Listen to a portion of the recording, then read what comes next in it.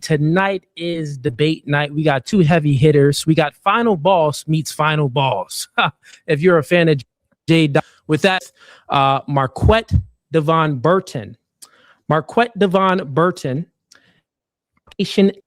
Dyer. Thank you for having me. Hey, man. Thanks for coming, man. Thanks for coming. All right. Let's get his opponent up. Fighting out of the red corner, Jay Dyer. He's the blue corner. I'm the red corner. You the red corner. All right. Fair enough. Fair enough. Jay Dyer, we have him. He's a writer and a researcher from Southern United States on interplay of literary theory, espionage, and philosophy. He's also a best-selling author, a comedian. Let's welcome. He's definitely a comedian. One thing I want you guys to pay attention to is, certain human types have certain personalities, certain things that they're interested in. The J type of personality, people who like to watch debates on religion, these are more so like people I look at as like, these are folks who like puzzles. Maybe when they were a kid, they loved puzzles, especially puzzles that you can't solve, where there's no outcome. Me personally, I would never want to debate a religious person on the idea like your God's fake. I mean, you're not going to get anywhere. You're not going to get anywhere. It's impossible. And the comedy is that every last one of them believes that their religion is real, the other religion is false. So that's something I generally try to stay away from. Religious debates are the ones that I'm least interested in. A couple of folks that reached out to me to do religious debates, I usually decline them. But I thought this was particularly interesting because Cooley and I, we share absolutely, and of course he's a good friend. So of course I'm going to do the debate. Jay Dyer to No Fugazi podcast. All right. Welcome to the channel, folks. Let's just go over mad at the end when I said, where are you from? I was just being conversational and cordial. Like, bro was big mad. That was crazy. I thought he was like a civil guy. Rules real quick for the audience so you know how this debate is going to be structured. It's going to be timed. We're going to have a 5-minute opening statement max. Is going to go into 15 minutes of cross-examination for both parties. And then it's going to go to 30 minutes open dialogue for as well. That's official right there. Oh, yeah. That's official.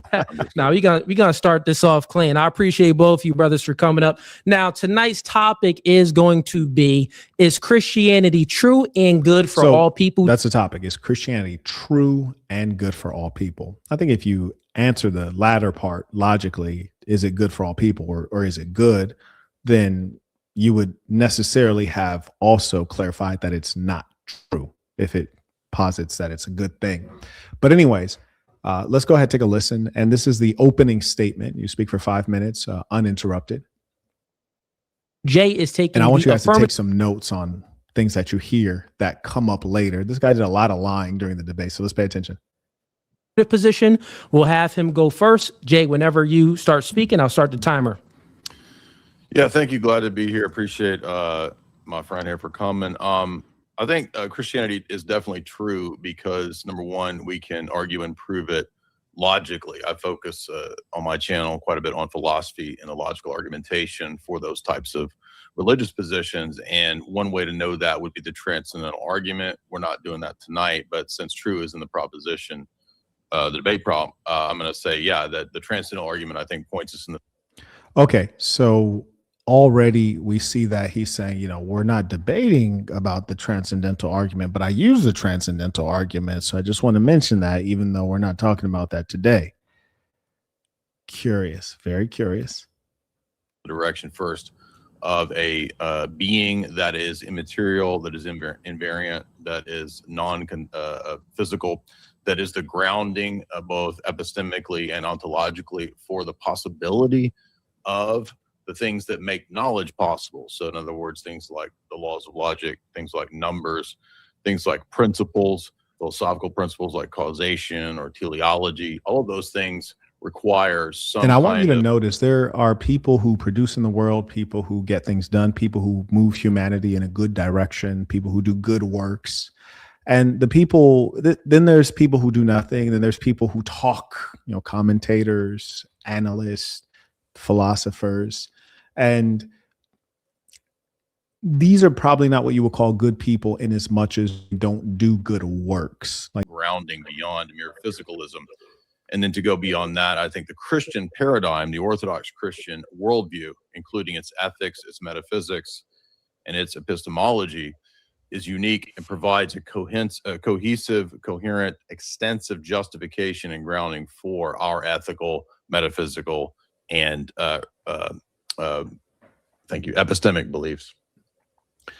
So when we talk, so you'll notice that he's talking about beliefs, and this is ideal. Like if you are, say you're like trying to defend a religion that has done a lot of wrong in reality, you don't want to engage in like talking about the history, like the facts. You want to talk about the beliefs. So he's already setting the stage to talk about beliefs. About the trueness of it, that's the direction that I would go. Obviously, I'm limited in terms of fleshing out all of that argumentation, but also historically, we have a good grounding for. Now he said historically. Now I'm assuming he's not talking about the actual history, but rather the writings and the teachings, which apparently are not being followed in a significant way. Or the claims of Christianity in terms of the evidences for the validity and the accuracy of the New Testament. It's the most well attested to ancient documents. I'm not saying that Christianity is true because of that. I'm saying these are just evidences for Christianity within that framework of the transcendental argument, which I would begin with. But the historicity of Christ, and again, these kind of things, like to debate a religious person would make a fool of you to debate them, because at the beginning, you know already that they're not going to abandon their position. It's impossible, right? To get a religious man who's 40 years old to abandon his religion would mean that he would have to say his mother and father were wrong. You know, all of the years he spent searching, and in this guy's case, he went to seminary school. He'd have to say it's all wrong. It's all wrong. And we know that he kind of knows it's wrong because initially he was a Protestant, a Calvinist, then he changed to a Roman Catholic, then he changed to a Greek or Orthodox Christian. So with all of these changes, like he's searching and searching and searching, and it just lets you know that he knows something's not quite right. And so he continues to search.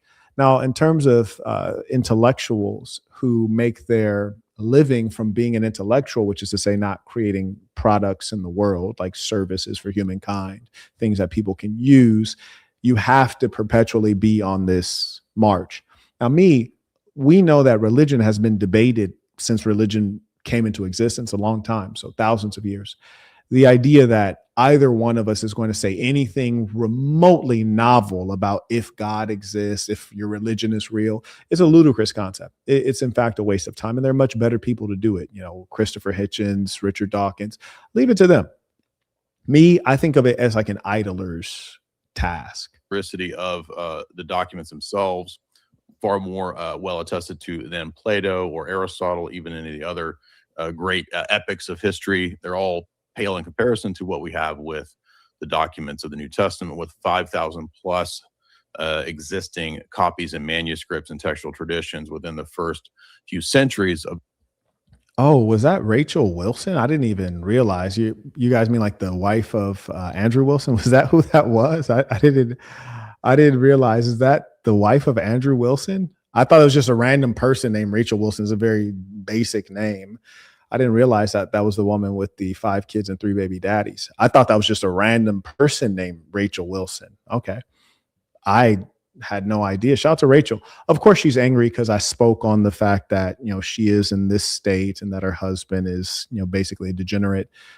So I understand why she's mad. She can definitely have that. I think you guys know that I'm not going to answer stupid questions. And then, you know, people saying, well, why do you think genocide is bad? And I'm over here like, come on, bruh. Why do you think slavery is bad? Like, talk to the other nerds about, like, let's define the word and redefine the epistemological eschatology of it all. It's like, no, we don't need to do all of that. It's just mere silliness. But I knew this going in. I actually expected that going in. Shout out to Matthew supporting the work rights. Peace of the saints. Now, so acknowledge Ramon. He writes, the debate went how David and Goliath should have. Jay really needed the master communicator course, specifically the debate tactics. Peace of saints. Yeah, and he was actually trying to use some debate tactics, which revealed that he was a bad faith actor. There's some things that we just know for sure. It's like, you're trying not to debate the actual ideas. You're trying your best to avoid the ideas. And I'll point it out. You'll see it as clear as day once I point out. You're like, oh, like he asked you a question, you answered it, and then you're trying to progress. And then he tried to bog it down in nonsense unrelated to the argument. You'll also notice at no point did he actually want to discuss the Christianity. Every time it was time to discuss Christianity, he wanted to move to an analogy or a metaphor. We can never talk direct about Christianity. Why? Because the crimes of the Christians are so blatant. So he was like, instead of talking about Christianity, hey, is 2 + 2 4? Are there people who think 2 + 2 is 5? And I'm over here like, God damn it, here we go again. God damn it. And that's the challenge you deal with when you're dealing with these kind of people. And they exist on the planet Earth. Shout out to Ray. He writes, I don't think Cooley was intentionally, but made more so subconscious. I don't think Cooley was intentionally, but maybe subconsciously being biased. So he's too invested. I also have a bone to pick with you, Quet. You let him get off easy with asking why genocide is wrong.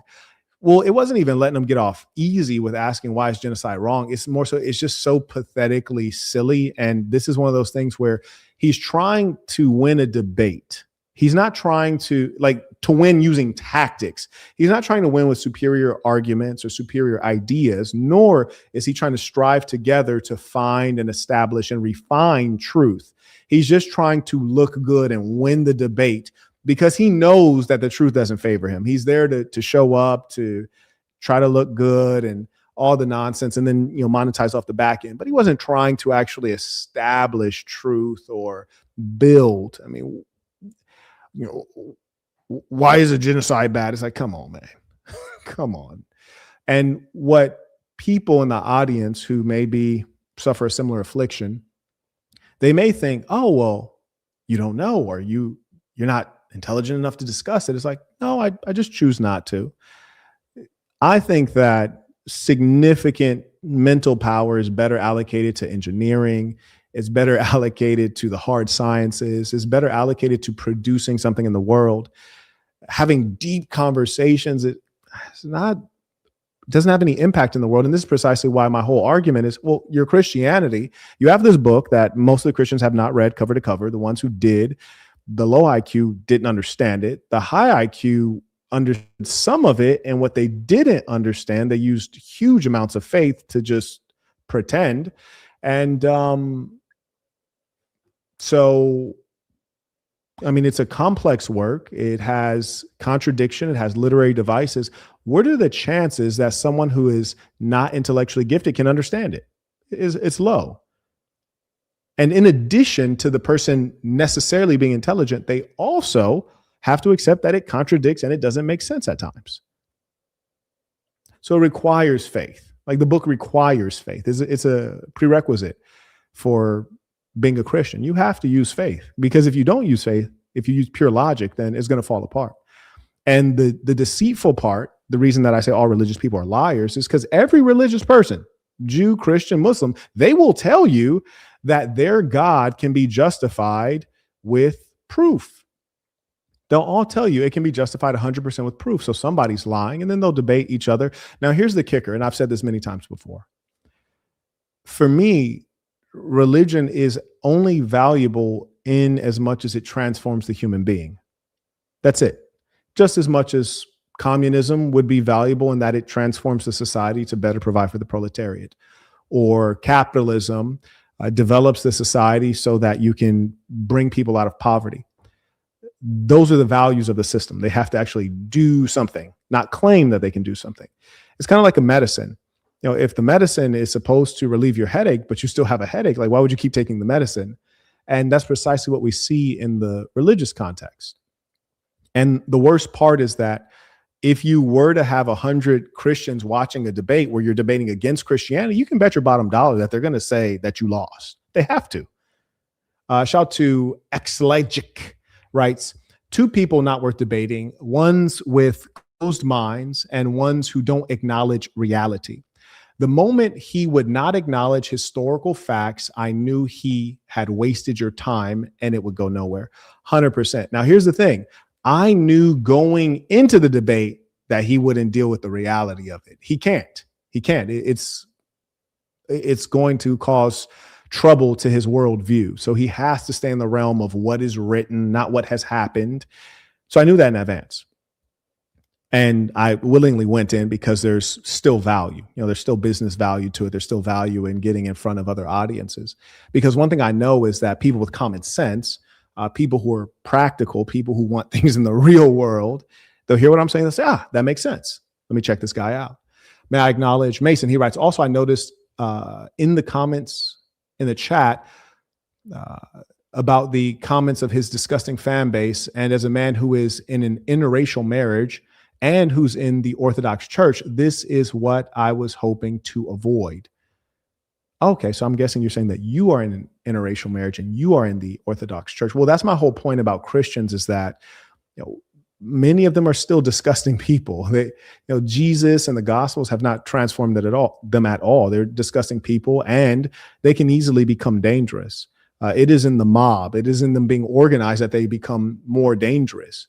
The church and the organization of the church is what was used to enact many of the horrors. And when I speak against religion, it doesn't necessarily have to be against Christianity specifically, or Judaism or Islam.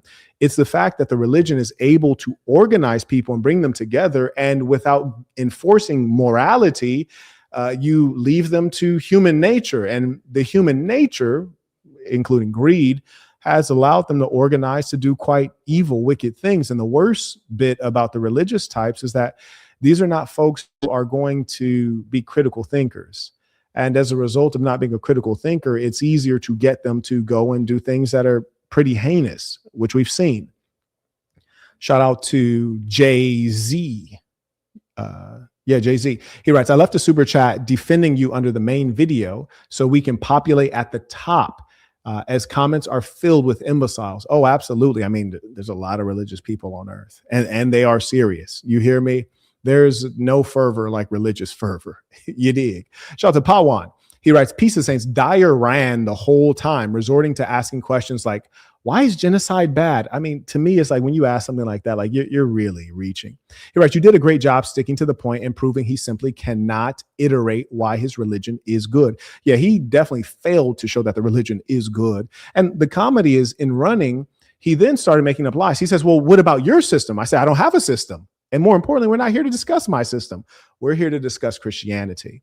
And so it was a major, consistent effort for him to try his best to escape defending that which is indefensible. Shout out to Trayvon, comes in a strong way. He writes, the chief tool of the devil is deception, which was Jay's main tactics. Peace of Saints, bruh, you ain't lying. And we'll see it. May I acknowledge Neville came in by Cash App, writes, tuition, I appreciate you. Shout out to Antonio, came in supporting the work using the Stripe link in the description of the video. May I also acknowledge Carter. He writes, sending tuition. Peace of Saints, appreciate you. May I also acknowledge Anthony Invest. He writes, Peace of the Saints. This is for cooking Jay. That boy was running. True indeed. I don't think I've ever seen running of that sort. That man would not discuss Christianity directly. And the funny thing, he's like, oh, actually, I'm going to play it for you. I'm going to just let you guys observe it. And we're going to write it down, make some notes on it. Give some notes to the editor. The church. We also have a long history of Christianity's effect on the world. And this gets into the idea of, is it? Okay, now listen, he says we have a long history of Christianity's effect on the world. So now we're talking about what has happened in the real world. And this is why I say that religious people are necessarily dishonest. So we can speak of genocide, we can speak of apartheid, we can speak of enslavement, we can speak of colonization. And of course, there are good things that Christianity did as well. And he speaks to some of those things, but notice he does not balance it and tell the truth about it. So peep that. And also, clearly, he does a lot of debates. He was very seasoned and wise to take the final word. So that was very strategic. And Cooley didn't tell me that that's how their debates work, is that if you get the first word, then you get the final word, because I would have opted for that. Cooley didn't tell me that. Good for all people. We note, for example, that the brutality of the Roman Empire was transformed into Byzantium. We saw a change in the the sort of autocratic idea of paterfamilias of the Roman. So you'll notice he's trying to sound like he's giving examples, but he's not actually giving examples of things Christians have done that were good. And it's bizarre too, because this kind of a guy is so dishonest that he'll suggest that Christians stopped slavery when Christians also started slavery. You know, they didn't invent slavery, but they started up slavery in a significant way to the tune of, 12 million Africans and many more dead. So it's like, bro, he's for sure telling half the story. An empire that members of the family could be tossed out if they were not wanted. For example, daughters. We saw infanticide, etc., being challenged, which were normative in the ancient pagan world. We see rights, for example. And what I want you guys to notice is he started talking as though he was giving examples of things that Christianity did, like accomplished, when in actual fact, he was speaking to the ideals, things that Christianity maybe claims, or maybe things that were de jure, but not de facto, meaning they were of the law, but not of the practice, not being executed, right? And so we notice he's not giving actual specific examples. In the book of Deuteronomy, and of course, see, now he's talking about Deuteronomy, but he started talking about things Christianity has impacted in the world, but now he's talking about Deuteronomy. So you see how he kind of tricks you there. Deuteronomy and the ethics of Mosaic law are also part of the Christian heritage. We see for the first time in the book of Deuteronomy, as I argued.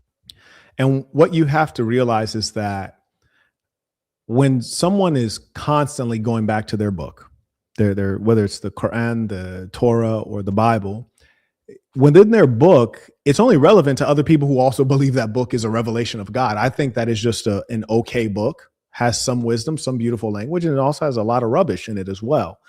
And so, no, I'm not going to argue with you within your book, because just doing that validates your book, and I think your book is fake. So it's just silliness. In the recent Muslim debates and modern day debates, debate con 8, that this is the first time in the ancient world you begin to see rights, or it's I should say protections, so to speak, for people in other classes or in the slave class. Now, this was a lie. He said it's the first time in the world you start to see protections for people. Well, really? The Christians are the first time in the world you start to see protections for people? How does that jive with colonization, apartheid, enslavement? It doesn't. He's literally just saying nonsense.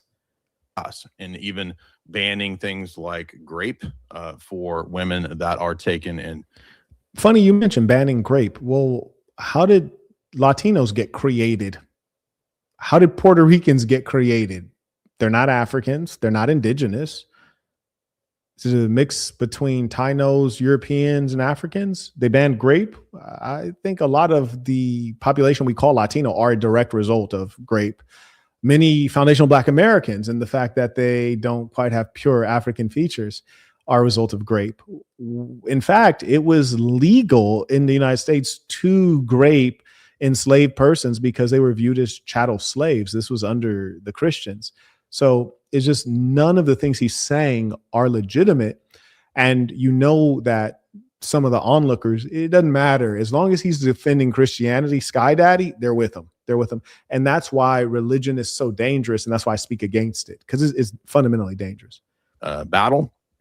Those were revolutionary for the time. We've not seen ethics like that in the ancient world. And even beyond that, into the idea that humans have dignity because they're made in the image of God. Those Mosaic principles are then spread to the rest of the world throughout the history of the Christian church. Certainly the Christian church wasn't able in its first, second, and third centuries, because it was persecuted, it was in the catacombs, to change every aspect of society ultimately. We aren't. I want you guys to notice again, he's an honest person. His review of Christian history has only included positive, good things, whether they're real or fictional, real or imagined. Able to perfect the world. We can't get rid of every injustice, but definitely, I think if you look at the course of the Christian church in the last 2,000 years, and specifically I'm arguing for the Orthodox Church, but even outside of Orthodoxy, even deviations like Rome, or Protestantism have still been. Okay, so he says even deviations from orthodoxy, like Rome, so Roman Catholics. He also mentions Protestantism. So he's defending those forms of Christianity. I want you guys to make a note that, and I'll write down as well. So this is at minute 6:50 seconds. He defends non-orthodox Christianity.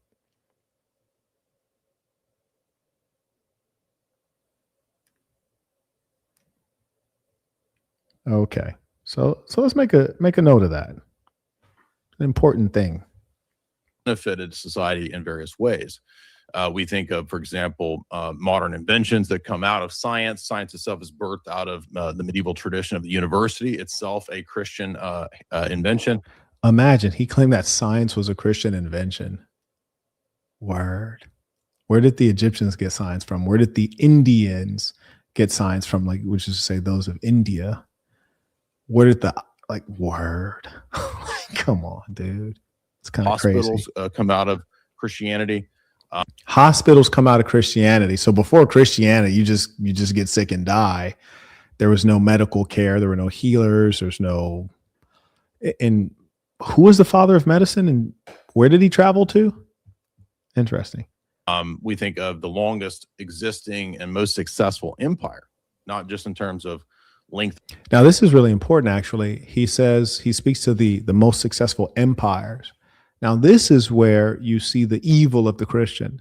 I don't think that Christianity is supposed to be a way that prizes empire. Empire is created on genocide.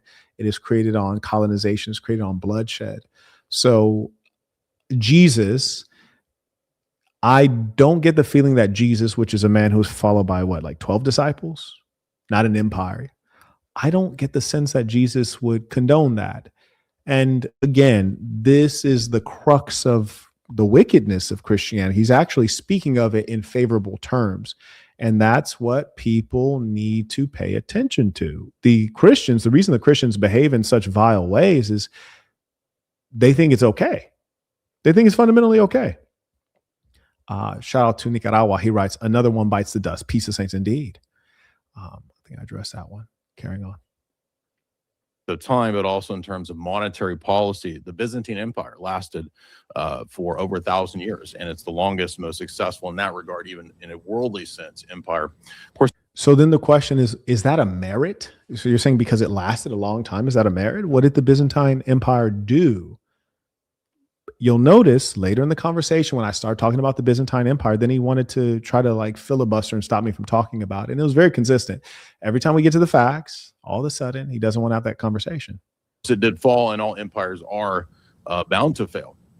But Christianity at least provides not just a positive aspect, a positive appraisal from its history, but also its ethic itself, which I think is, in terms of compared to other world religions, the highest ethic that we could have, with what we see in the Ten Commandments and the Beatitudes.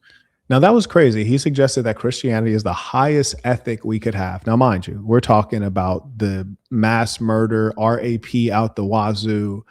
We're talking about erasing cultures, telling people that their natural life ways are backward. We're talking about breaking up families because they weren't based on monogamy, sending women away to be without a man because they weren't monogamous. We're talking about theft of land, theft of property, theft of cultural heritage item. Like, what? They're the most ethical, extraordinary. And notice, how can you be an honest man and give such a flowery, rosy perspective on Christianity with no level of balance? And what Christ offers. All right. Thank you for that, Jay. We're going to move on over to Marquett. Once you start speaking, I'll start your time. Okay, now pay attention to what I say and ask yourself, does he object to the things that I say? And notice I say them at the very beginning. And before we get into that, shout out to Kensuke supporting the work using the Stripling. May I also acknowledge Luis. He writes, Peace of Saints, tuition, paying what I owe for the many valuable lessons. I also acknowledge Kyle with the bowler alert. He writes, the problem with his math argument is that 2 + 2 = 4 and 2 + 2 = 5. Both appear in the same book, the Bible. Exactly. He wanted to argue the idea that Christianity, the idea of Christianity, not the reality, 100%. Because in reality, he loses. And even in the idea realm, he still loses. but he can pretend. It's harder to pin him down. Shout out to Ray. He writes, Cooley kept trying to save him too. It really did feel like that. It was kind of weird, but I think that's because Cooley is also a religious person. He writes, kept bringing up his low mic, but I was hearing Jay quite fine, actually. Yes, indeed. Shout out to my boy Cooley, though. Christopher writes, peace of saints, paying what I owe. Although the wisdom and the guidance you provide are priceless. I appreciate you. Absolutely. We are guiding people to the right way, not what was taught by people who believe in superstition or benefit from it. Sure. Jay, I appreciate that. And thanks for being here. We haven't had a chance to meet, so it'll be good to get to know you during this conversation. And I also want you guys to notice the way he is. I want you to notice the way he is and ask yourself, if Christianity is a fundamentally good thing, has it blessed him with any level of grace? Has it blessed him with a sunny disposition? Has it blessed him with calmness and peace? Has it blessed him with any of the merits you associate with Jesus, or just being happy? Just pay attention. I greet him with warmth. Just pay attention to the difference in conduct and the kind of man. And you'll see that a lot of these Christians are fundamentally hateful. I mean, we have a Christian administration in the United States, and Pete Hegseth is renaming the Department of Defense to the Department of War. It makes perfect sense based on what we've observed from Christians over time. The title is Christianity True and Good for All People? I don't really want to get into the conversation of is Christianity true? I don't think it's very... Okay, now that's the very first thing I said. This is the first words out of my mouth. I have no interest in getting into is Christianity true? And that is first stated in my opening statement at minute 8 and 8 seconds. Don't care if Christianity is true as a debate concept. Now, what's important to understand is that low IQ people who are both low IQ and low EQ, they're like, you're not going to discuss a debate topic? I'm a boss. No, I don't think that's interesting. I'm not discussing it. It's a waste of my time. You can want what you want, but I'm not going to give you that because I think it's a waste of my time. I'm not discussing it. So I'm carrying on from there. It's silly. Is Christianity true? No, duh. Neither is Santa Claus. It's very clear. It's such a silly thing. I wouldn't discuss it. You can't win arguing with people who believe in this kind of concept. So at 8 minutes, 8 seconds, I say that straight away. I don't care to get into is Christianity real. You can have that. Say it's real. Fantastic. I'm more so into what have Christians done. Very interesting. There are people who are far brighter than I am who have argued that back and forth for the centuries. I do want to, and that's a fact. People have talked about it for hundreds of years. What value can we add with that discussion in 2026? Literally none. To speak on Christianity is not for Black people. So that addresses the second part. I trust. So the second part says Christianity is for all people. That's his claim. And I say, okay, well, it's not for Black people. So therefore I am contradicting what you're saying. So that's what I would like to discuss. Christianity is not for Black people. Now, mind you, Christianity is not for any of the people, especially those who are non-white, but I don't even think it's for whites. There are huge pieces of evidence of Christians warring with Christians, 30 years war against each other to basically have the form of Christianity that would dominate. I don't think Christianity is for anyone, but I wanted to start with a narrow focus of Christianity is not for Black people. And it's more of an honest discussion because we can talk in this narrow lane and really dig in. We can get some depth. Touch on the first part during the conversation. Christianity is something that you just portrayed extraordinary. It was so positive. There was just no level of balance there. I think we'll have a really engaging conversation, creating some balance and pursuing truth together. So I point out that there was no balance. That happens to be a fact. He basically said Christianity has done all good things. Based on that, you can't trust him because you know he's a liar. He just said Christianity's done all good things. You know he's a liar. How could you trust him? I would say that with regards to the Black peoples, Christianity has found ways to reconcile land and resource theft, enslavement, cultural erasure, genocide, apartheid. Christian merchants transported enslaved Africans. Christian theologians defended slavery and thought of racial hierarchies with Blacks at the bottom. Christian missionaries attacked indigenous African belief systems, family structures. Now, here's the interesting thing. You'll notice everything I'm saying is relating directly to Christians and their deeds, their works. Yes, their works. And the funny thing is that I'm not saying, well, hey, what's 2 plus 2? I don't need metaphors. I can talk directly on the subject because it's very clear. The truth is very apparent. And frankly, outside of, the hard sciences, engineering, we don't need to get that deep. The world is actually, fairly simple in 2026. We got a lot of things figured out. So I'm giving Christians did this, Christian missionaries, Christian merchants, the clergy, they did this, they did this. So these are the very straightforward examples. And you'll notice he never contradicts my actual examples. He, in fact, oppositely refuses to engage with the arguments. That's his whole tactic, was running the whole time. He doesn't engage the arguments. He runs from the arguments. Lifeways. The Christian slave trade, as I like to call it, transported 12 million kidnapped Africans across the Atlantic, with millions more dying during captured, forced marches, confinement, and maritime transportation. These slaving empires were overwhelmingly Christian. Portugal, Spain, Britain, France, Netherlands, the United States. You mentioned Byzantines. Catholic empires enslaved Africans, European Protestants and empires enslaved Africans, even the American Protestants enslaved Africans. The Orthodox Christians, you said you're an Orthodox, they enslaved. Anglican merchants participate. Also, I want you to notice, listen closely, I was very precise. As I was speaking, I said, this kind of Christian, they enslaved Africans. This kind of Christian, they enslaved Africans. This kind of Christians, they enslaved Africans. You are an Orthodox Christian. They enslaved. I didn't say they enslaved Africans. So I'm going to make a note of that one right there as well, because you'll notice he tries to lie about that later.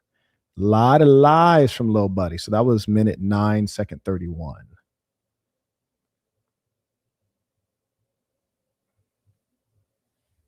And empires enslaved Africans, even the American Protestants enslaved Africans. The Orthodox Christians, you said you're an Orthodox, they enslaved. Anglican merchants participated, Reformed Protestants participated, Puritans participated. All of the denominations joined in. It was an ecumenical Christian movement. This has been the Christian way, justified with the Christian gospel. Africans could be branded with this burned into their skin, forcibly transported, inherited, mortgaged, sexually abused, castrated, separated from their children, whipped, worked to death, while the Christians administrating these systems would baptize white children, construct churches, print Bibles, and profess allegiance to Jesus Christ. Christianity did not exist in the background. Christian societies developed theological and juridical mechanisms for supporting the enslavement and subjugation of Black children, Black women, and Black men. Christianity is not for the Black peoples. So you'll notice I talk directly, straight to the facts, straight to the deeds of what Christians have done and how they used their religion to support it. It's very direct, very straightforward. So the truth is, if that's a losing battle, you can't, truth is on my side. I have the advantage. You don't have to be smart when you have the truth. Shout out to Jorge supporting the work, came in a strong way via super chat. Shout out to the real ones. So notice, I stated up front, I'm not interested in discussing is Christianity true. Clearly, it's not true. I'm not even going to discuss it. It's ludicrous to discuss that. It's clearly not true. I'm not even discussing that. I say that up front. I also stated that all of the Christian empires have enslaved. These ones enslaved Africans. The Byzantine, the Orthodox Church, did not enslave Africans. They enslaved others. So pay close attention. So I already stated what I'm interested in debating and talking about. Let's see if he addresses that. I yield the floor. All right. Thank you for that, Marquett. So we're going to go ahead and move into cross-examination. Since Jay went first, Jay, it's up to you. Do you want to have him cross-examine your position first, or you want to do his first? Either way is fine. Marquett, floor is yours. What you want to do? I will cross-examine Jay first. Okay, let me go ahead and get the 15. And look at his face. This is not the face of someone who's happy, well-adjusted. And these are the things that you should observe. If your Christianity is helping you out, where's the grace? Where's the Jesus consciousness? Where's the morality? This is my whole point. Look at this. This is the nature of these people. Bro writes, what moral obligation, listen, what moral obligation, this is the thinking of a killer, do Christians have to extend moral principles like equality under God's law to those who reject them? So he's saying, if you don't share my religion, I can treat you like an animal. I can, well, worse than an animal, because we see Christians, they kiss dogs in the mouth, but they can treat you worse than an animal because you don't share their religion. And this is fundamentally the dangerous nature of Christianity, because their thing is you convert, or I treat you like a slave, or I abuse you if you don't convert. So it's either forcible conversion or abuse. They dehumanize you because you don't follow their religion. Extraordinary. Minute timer for this. Give me 1 second here. Just a moment here, folks.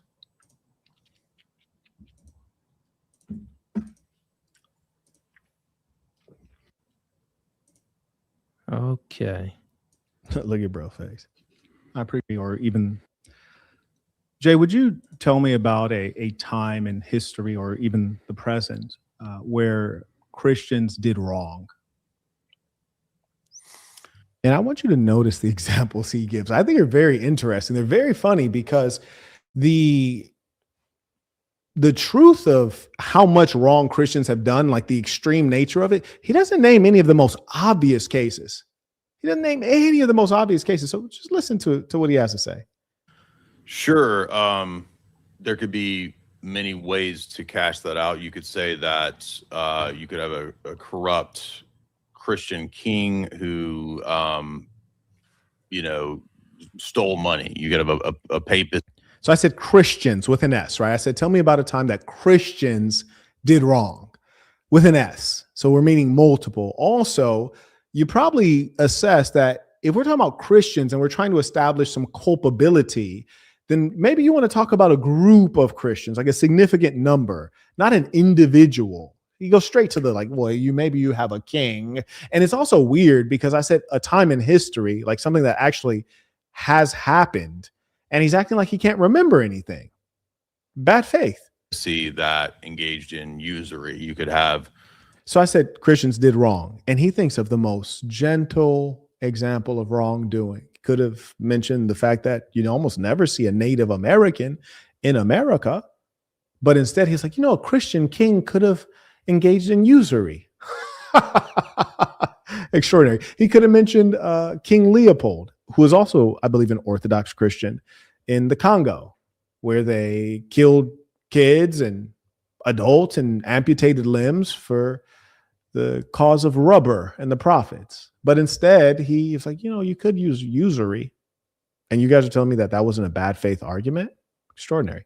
The Roman Catholics attacking other Christians, like in the. Oh, so attacking other Christians is bad, but just attacking people is okay if they're not Christian. So it's interesting. He said, okay, usury could be bad, but I'm not giving an actual historical example. I'm just making up something. But then I'll speak to, Christians attacking other Christians. That's bad. So we see that these people are actually maybe even evil. Like the idea that Christianity is good, I'm starting to wonder if it's evil.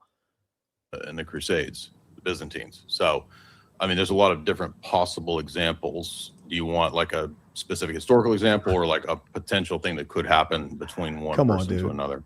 I think historical is good. I kind of like where you took the conversation. Now that's weird. I specifically asked you for a time, which means something in the past, meaning something in history that has happened. You see how he'll consistently pretend he doesn't understand. This is a tactic, very slimy and snake-like. I already asked you for an example in history. And then you're going to start babbling and then ask me if I want an example in history, or do I want you to make up something? Why would I want you to make up something? I can make up, and anyone can make up something. How does that move the argument forward? So we see very disingenuous and deceitful. And again, he has to stay away from history, also known as the facts, the truth, the evidence. So instead of using history, he says, do you want me to make up something? Yeah, Jay, I want you to make up something. We all would like to hear more fictional things, as though your God and your book are not fictional enough. So with those Christians doing wrong, you said corrupt king. Mm-hmm. Does that mean that he was corrupt in the sense that he wasn't a Christian, or he was a Christian, he was just a corrupt Christian?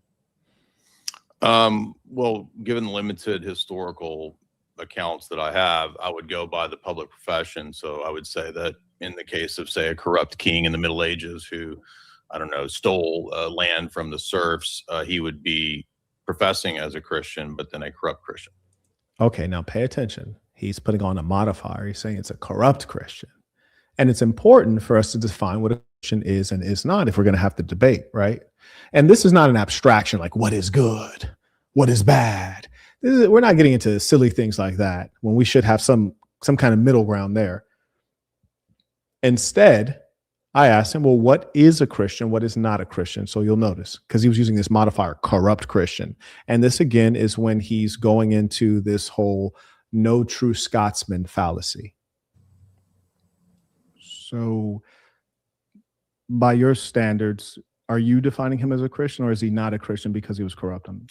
Well, in Christianity, what defines a Christian isn't did you commit a sin or this or that ethical infraction. It's your baptism and your public faith profession. Okay, I want you guys to remember that. You're going to see he is the most dishonest person out there, and a Christian to boot. I guess maybe in the 10 Commandments, it doesn't say tell the truth. So, for example, we have at minute 13:04, he defines what a Christian is. Okay, pay attention. Remember, it comes up later.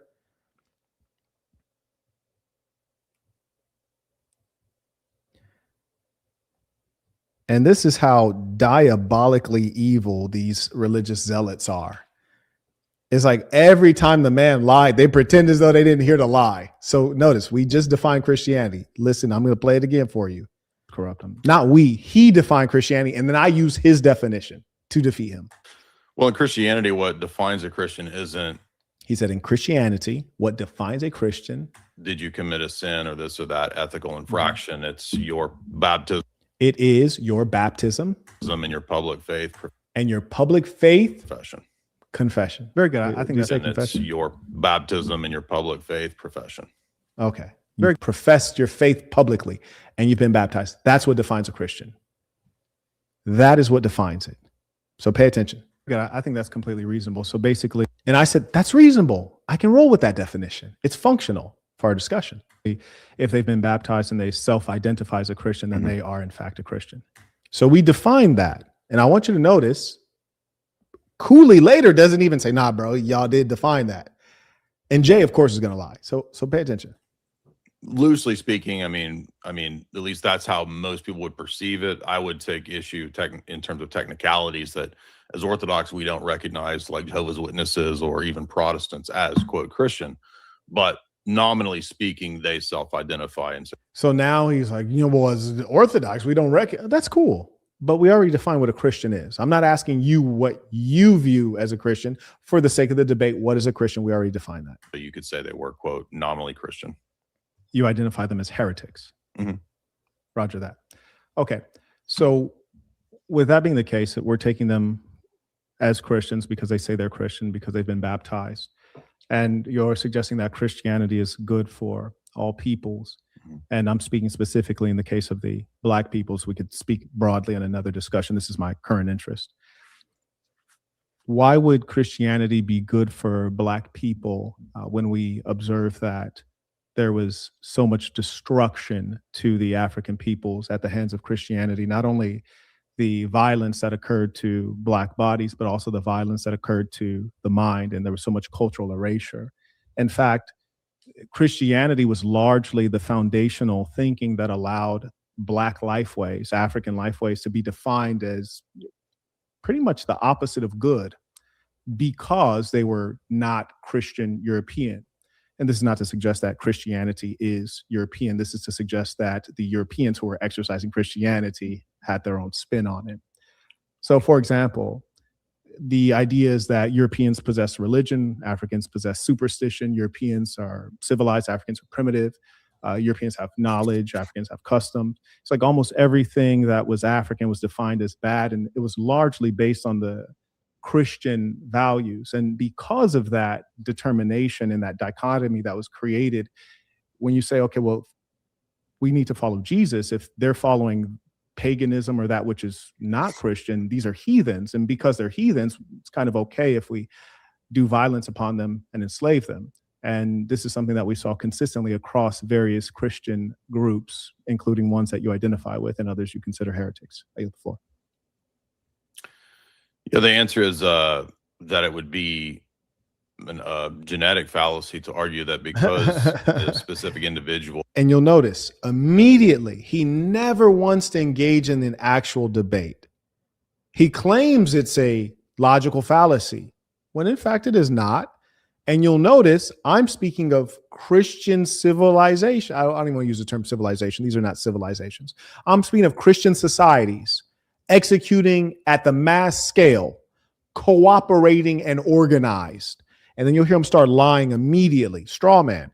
Well, you're speaking of individuals. Notice, I'm going to rewind that for you. Did individuals commit, like an individual committed genocide? An individual Christian was able to colonize various African nations? Come on, dude. Listen to him. Immediately starts lying.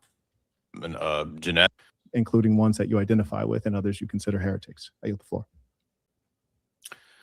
Yeah, the answer is that it would be a genetic fallacy to argue that because a specific individual had a specific sin, that therefore the rest of their commitments were therefore evil or false. So, for example, you could argue that a person. That was ridiculous. Like, we need a goddamn fact checker. We need someone to be like, nah, Jay, that was some bullshit. What are you talking about? You guys just heard him say it's a genetic fallacy to say that an individual. Where did you guys hear me mention an individual? Where did you hear me mention an individual? I didn't mention individuals. I didn't mention an individual. So what is he responding to? He's not even responding to what I said. It's so bizarre. And he's trying to not debate. He's trying to use debate tactics to escape debating. Shout out to Evermated supporting the work. Shout out to the Saints in the UK. Appreciate you, bruv. So already he's on some BS. That was Cooley's miss because I didn't say individuals. And he's claiming a logical fallacy where there is no logical fallacy. It's extraordinary. Shout out to Just writes, orthodoxy is centered around Slavic/Greek culture. Absolutely it is. Every religion likes to append their race to their religion. There should be every denomination of Orthodox. You have Ethiopian Orthodox, you have Russian Orthodox, you have Greek Orthodox. You see how that works? It's kind of curious, isn't it? Yeah, extraordinarily bad faith. It's not even funny.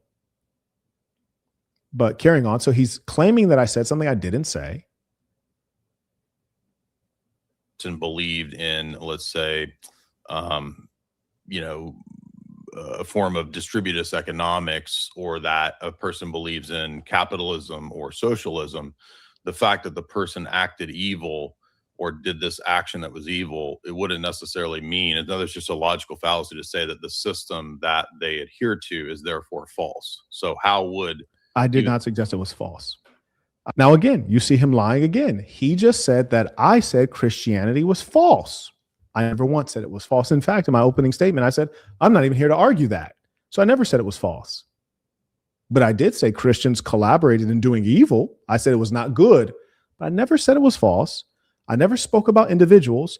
So you see, he's actually creating lies that were never stated.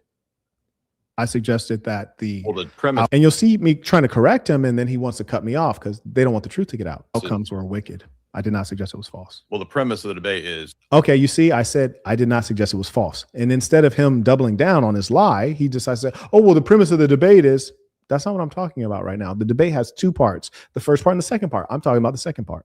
It's true and good. So that I thought you would be arguing that it's false. He said, I thought you would be arguing that it's false. Well, you might think that, but that's not the truth. You have to deal with what's in reality, not what you're guessing on, not what you're imagining. So we can clearly see that he's lying. He's literally lying. He said that I said something I didn't say. I said, corrected him. I didn't say that.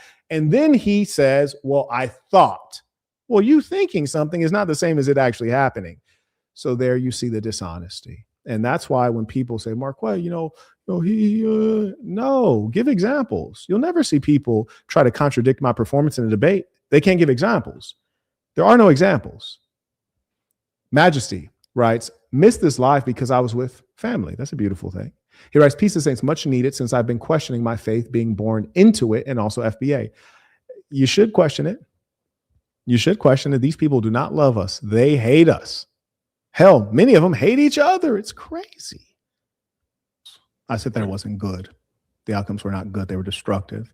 They provided for land theft. They provided for destruction of culture. They provided for extraordinary levels of violence, genocide, apartheid.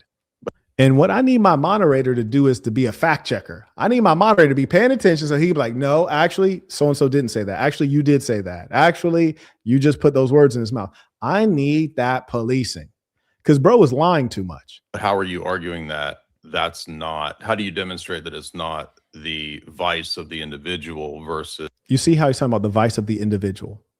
Did a Christian individual create apartheid in South Africa? No, it was a collaboration. Yes, that's why the Christianity part is critical. They were collaborating. Christianity was the organizing force. So again, you hear him lying. It's so bizarre because I've never said any of the things he's saying that I said. So bizarre. And I'm waiting like coolly, like, bro, like, come on, man. You go, where's the moderation? Is the religion itself? Well, that's a good question. You mentioned individual. These were not individuals. We reference entire empires. We can reference the Byzantine Empire. These are not individuals. And what's more, Christianity was critical to the execution of a lot of these things. If you look in the American context or the Caribbean context, they gave the blacks a slave Bible with modified, it was modified to. Now, we mentioned them modifying God's word because the Bible's God's word. So the Christians who believe in God modified God's word and gave a fake version to the blacks. That doesn't sound like evil. That doesn't sound like maybe it's not good. If the Bible is good and you're modifying it, so if the Bible is God's word and it's infallible and then a fallible human modifies it, that has to be bad, right? Let's see if he actually addresses what I said. Notice he didn't want to address any of my arguments. They're that good. Notice I said, you're Christians modified God's word and gave a fake version to the blacks. Let's see if he responds to it. Maintain mental bondage. When you look at Christian enslavement and colonization throughout the African continent, you find that it was supported by missionaries. But again, this would be a genetic fallacy because you. Again, it's a genetic fallacy that I'm saying that Christians gave a fake version of the Bible to black people. That's a genetic fallacy. Is it? You don't want to, he doesn't want to address anything I'm saying. And that's good faith. Please stop it. Can't demonstrate that because these individuals, and by the way, empires are made up of individuals. And that was the most stupid thing on earth. That's called a truism. It's something that's so obvious that we needn't say it. But now what he's trying to do is justify his earlier lie. I didn't mention individuals. I mentioned groups of Christians. And then he says, well, empires are made up of individuals. I really need a logician to go back through this debate and point out how ridiculous what he's saying is. And this is the worst thing. You have people who follow this imbecile and they think that they're smart because he's talking about the most abstract ideas. It's so abstract. It must be intelligent. It must be. He just said, well, empires are composed of individuals. Right. But once they come together in a group, then, and they're acting as a group, that's what matters. There's no relevance of calling them individuals when they are acting as a collective. It's just utterly ridiculous. So they are individuals. I had to laugh at Brody because that was ludicrous. I was like, what is going on here? This is an alternate universe. That would be a fallacy right there. No, wouldn't. How would a collective and not your be made genetic up? fallacy has not been clarified, mind you. What I'm describing are the mechanisms of Christianity being used on a consistent basis to justify enslavement, whether we're talking. And so you'll notice, again, I said, I am not talking about your individual. You're claiming I'm talking about individuals. No, I'm talking about the mechanisms of Christianity. I'm talking about theology. I'm talking about what you call proselytizing, your missionaries. I'm talking about the structures of Christianity being used to engage this evil. And mind you, this person, I invite you to come on if you'd like to come on and explain your position or point out like, hey, Marquett, you were not correct here. I'd be more than happy to bring you on. Just send your email address and then I'll send you the link. We'd be more than happy to bring you on. talking about scripturally, you can look at, it's been used, Ephesians, Colossians 3:22. But even beyond the Bible, you look at Christian organizations like the Ku Klux Klan is a Christian organization. They're publicly stated as, now here's the thing, defending bro is getting viciously cooked. I said the Ku Klux Klan is a Christian organization, and you're telling me that Christianity just does nothing but good. But notice, he did not address one argument the whole debate. Somehow, he managed to lie and either misrepresent my position, which he did 8 different times, or falsely claim that there were logical fallacies where there were not. And every time I point out his logical fallacies, he's like, no, that was not a logical fallacy. Oh, okay, interesting. Very interesting. So notice, here's yet another thing, and he won't address it. He didn't address the fact that Christians edited the Bible and gave a fake Bible to blacks. He wouldn't talk about that. Can't talk about it. Now, the Ku Klux Klan, Christian organization, they burn crosses. Yes. They've self-identified as Christians. Let's see if he talks about it. Christian Protestant civilization against foundational Black Americans, against Jews, against immigrants. They burn crosses. They have Christian iconography. And consistently, you'll see that Christianity is utilized as a tool, and it is component and process in enslaving and colonizing. And it's not individuals, it's organized groups. And then again, I reiterated, it's not individuals, it's organized. It's the church, nigga. That's the part that you're denying. Okay. You're suggesting that it's one random. You're acting like it's up. Now he's lying. I said that's the part that you're denying. I said that it's groups. You're claiming I said it's individuals. So I said you're denying that. And then he says, no, I didn't deny that. No, you literally did. It's like a random individual Christian. No, I'm not suggesting that all things that Christians do are wicked. I'm not suggesting that Christianity is wholly. And here's the difference between he and I. I'm honest. You see, he literally tried to portray Christianity as wholly good with his opening statement. He's all, Christianity did this great thing, did this good thing. And he exaggerated. He was very hyperbolic. And then I said, I'm not representing your religion, misrepresenting it as all bad. I'm saying that there are a significant number of Christian societies that have organized the Christians, the church, and have done evil. And that needs to be inspected. Let's talk about it. Now, he refuses to talk about it. I just brought up the KKK as a Christian organization, which it is. And you'll see that he won't address that. This is like point number 5 that he won't address. This person comes back. You'll notice in the banner, it says questions $20 plus will be answered. I've done you the favor. I know that you may be in poverty, and I've been there. So I answered your question, even though it did not meet the minimum. And then I said, hey, I'll invite you on, courtesy of your boy. And you continue typing. You needn't type. Come on, and we'll let you explain yourself. You'll be better represented in voice. So that is my offer to you.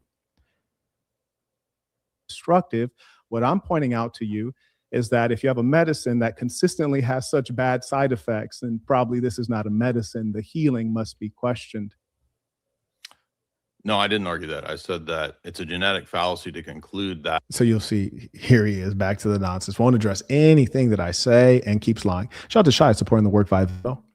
That because of the source themselves doing something bad, that therefore the whole proposition or what they're doing or everything else in their ideology is bad. That's the fallacy there. That's one. And here's the funny thing. This is how you know he's lying. He's talking about ideology. Not one time did I mention Christian ideology at that point. Up to this point, I have not mentioned Christian ideology. I've mentioned Christian behavior. So what is he arguing against? It's like he's not even having a debate with me. He came woefully unprepared. It's like I don't know if this guy's on meth or something. Can someone give me any example? We got some haters in the audience. Give me one example up to this point where I'm talking about Christian ideology. I've been talking about what they did, the actions, eliminating the Native Americans, enslaving the Africans, creating a fake Bible and giving it to Black people, claiming it was real, organizing a hate and terrorist group called the Klan. That's what I've been speaking on. So what is he talking about? What is he talking about? The ideology. You see, what he's trying to do is discuss something that he thinks he can win at instead of dealing in what's real and what's valid. That's it. Anyways, I think this is the person who I invited on. Just send your email address and I'll let you come on and express yourself. So I'll give you a little bit of time. I'm just going to give him 2 minutes real quick to get his nerve together, and I'll let you come on. And, we can check out the timestamps. You can give us your interpretation. I have no problem doing that. I'm an open, honest, fair man.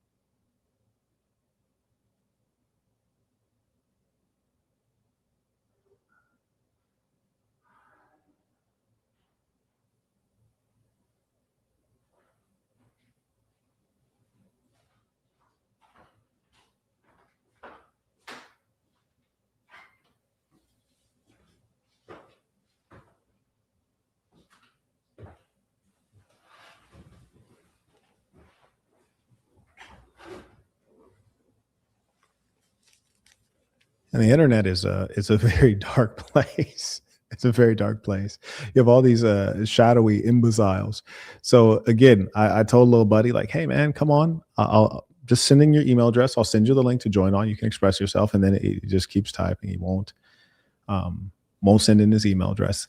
And here's why. It's because he doesn't believe what he's saying. And he knows, similar to Jay, he can't contend with the facts, with the reality.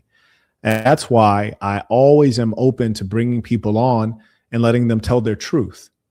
I like the truth.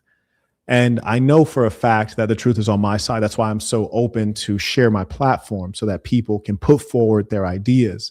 As you're seeing right now with me reviewing the footage, you see clearly he lied and misrepresented my position several times. He refuses to address any of the evidence. He's yet to engage any aspect of actually debating.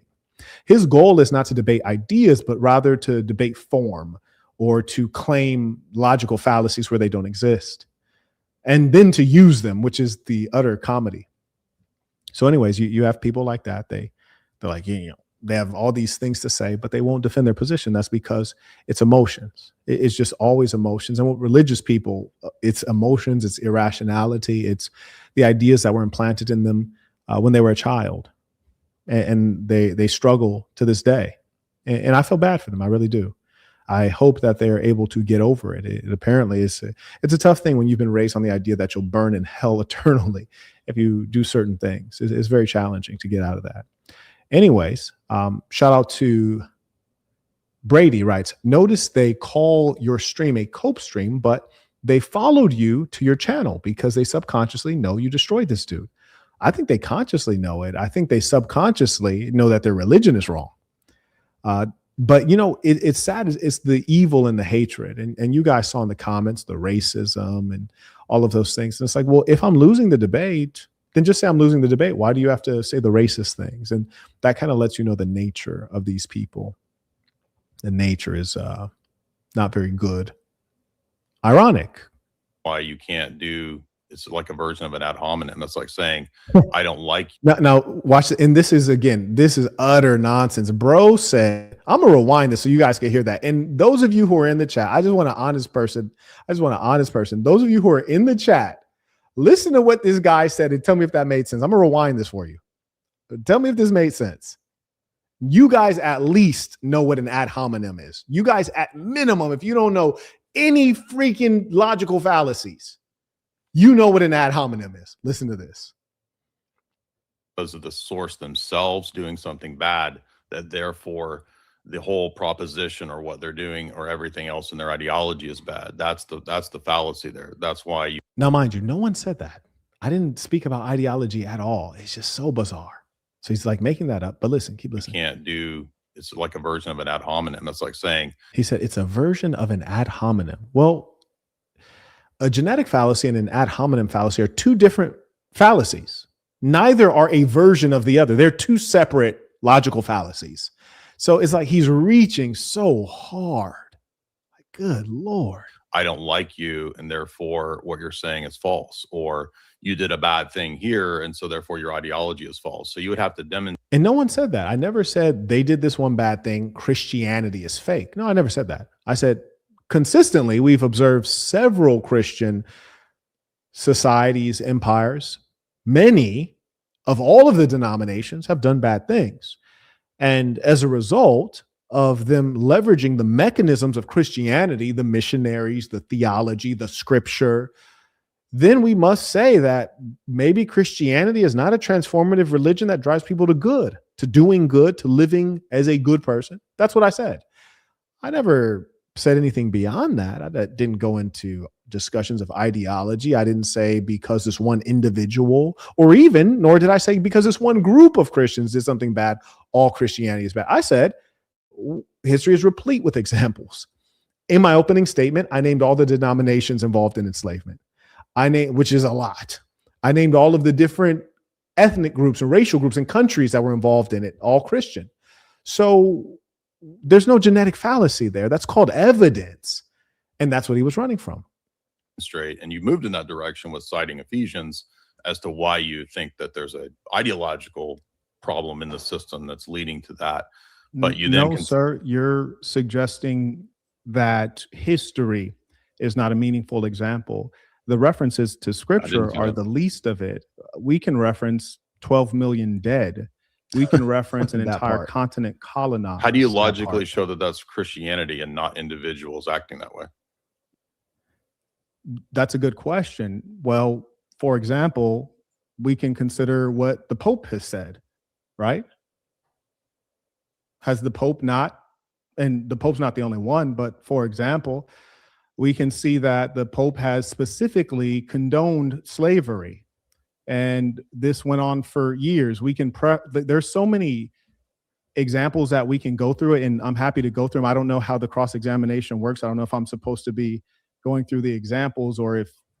Right. So what I'm saying there politely to my moderator, who's my friend, I'm politely saying he's getting cross-examined. Now pay attention. I was trying to be polite. I'm saying he's getting cross-examined.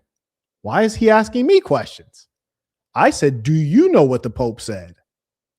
I'm trying to politely prompt my moderator to say, hey, buddy, you're getting cross-examined. You need to answer the questions. It's not Marquett's time to explain to you. Just trying to give a gentle prompt there. You feel me? That's all. And I'll rewind that so that you guys can peep that. It's as clear as day. Well, Christianity. We can reference an entire continent as to why you think that there's an ideological problem in the system that's leading to that. So again, he's talking about ideology. I'm not talking about ideology. I've been talking about the actions. I've given so many examples of actions. But you then sir, you're suggesting that history is not a meaningful example. The references to scripture are the least of it. We can reference 12 million dead. I specifically said, I don't need to reference your scriptures, which are fake to me. I don't need to reference the ideology. I'm referencing the deeds, the works. No man by his works. And I can reference 12 million dead. And that's just in the case of the Africans.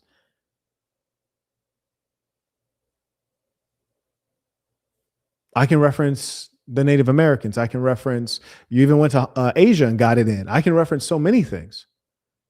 But keep listening, pay attention. Reference an entire continent colonized. How do you logically show that that's Christianity? Now, I'm cross-examining him. Now he's asking me questions. So I gently try to indicate to Cooley, moderate.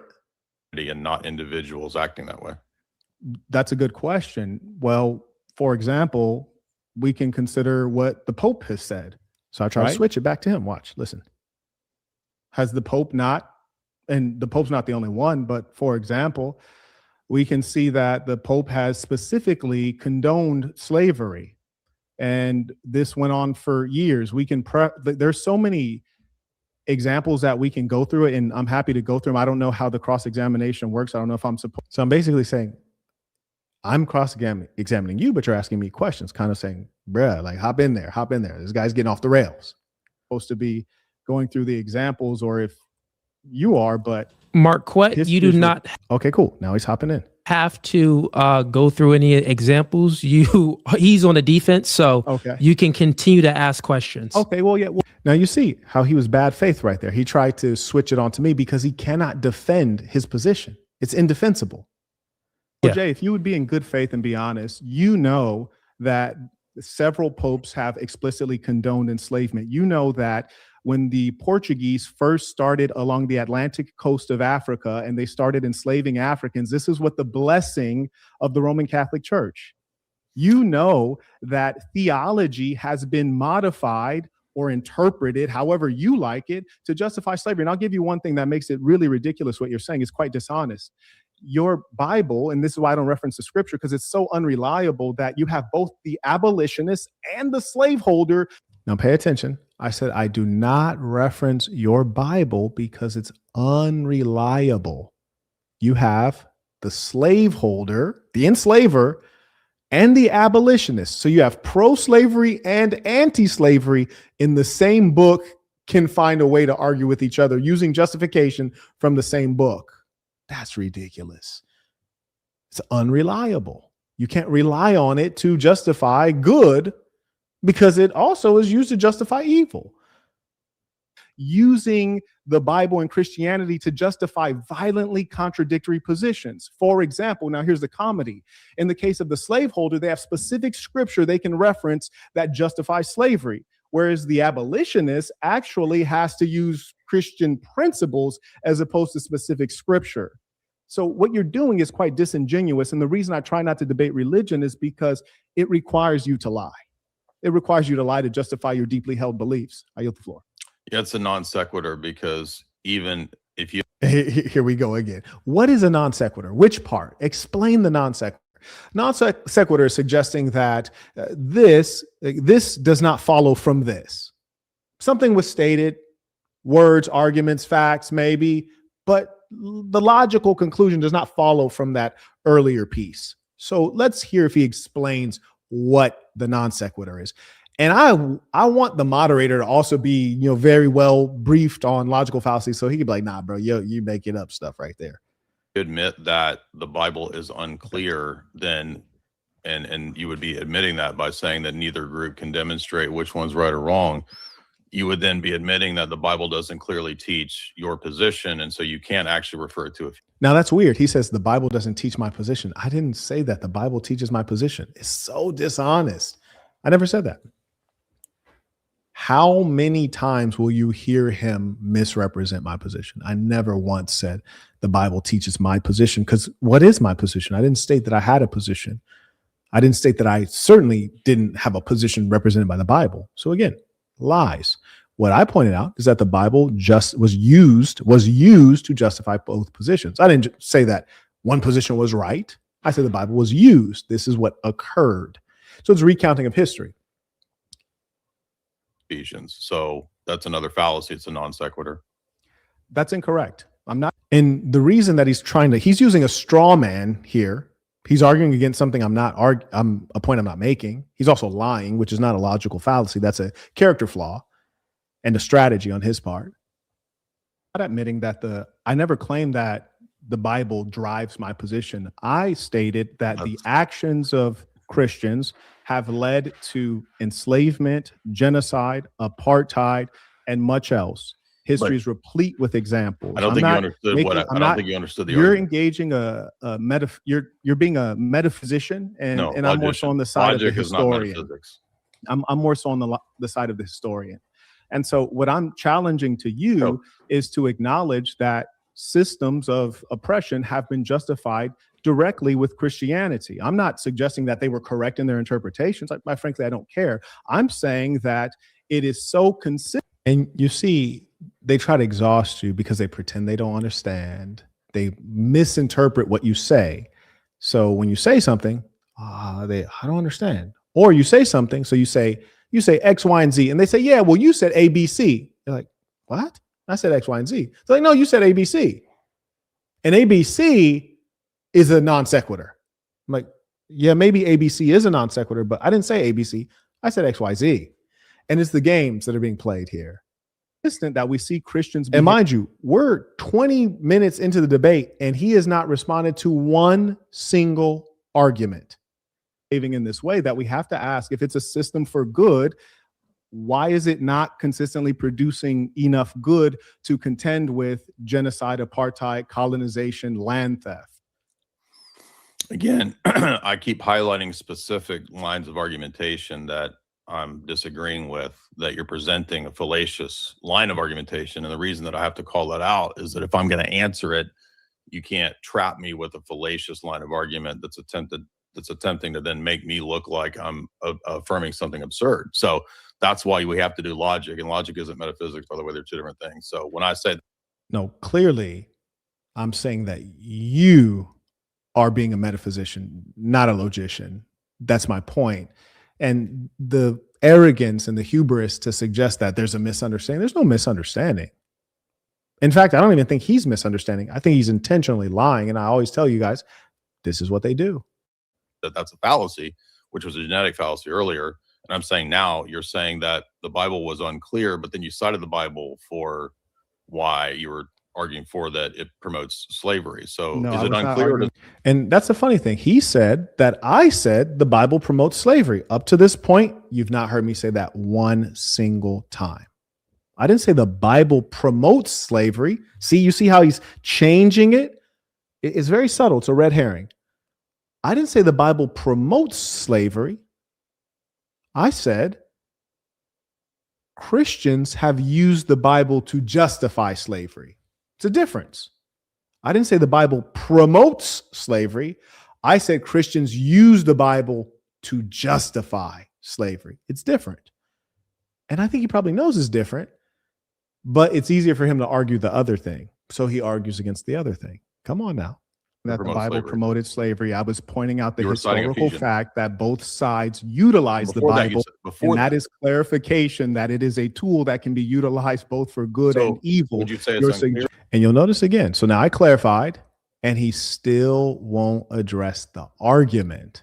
He's trying to ask me questions. He won't address the argument. Question So you're that saying Christianity is a tool of good. I'm Okay. saying if it's unclear, if you would be And now you hear him constantly interrupting. To say that he's a good faith debater is impossible. There's no decent, good person who's listening to this fellow and thinking, you know what, this guy was being honest and straightforward. honest, if you'd be honest about history, even if you look at apartheid in South Africa and you look at the Dutch, they specifically used theology of their church to justify the control of Black Africans and the subjugation. yeah, I get where you're going, but Okay, so now I gave him yet another example. Now, mind you, we're like 8 examples in at this point. We're 8 examples in, but not one time has he addressed any of the evidence. We're 8 examples in. He's not addressed one single piece of evidence. History, even if you look at apartheid in South So here, now where I'm talking about another example.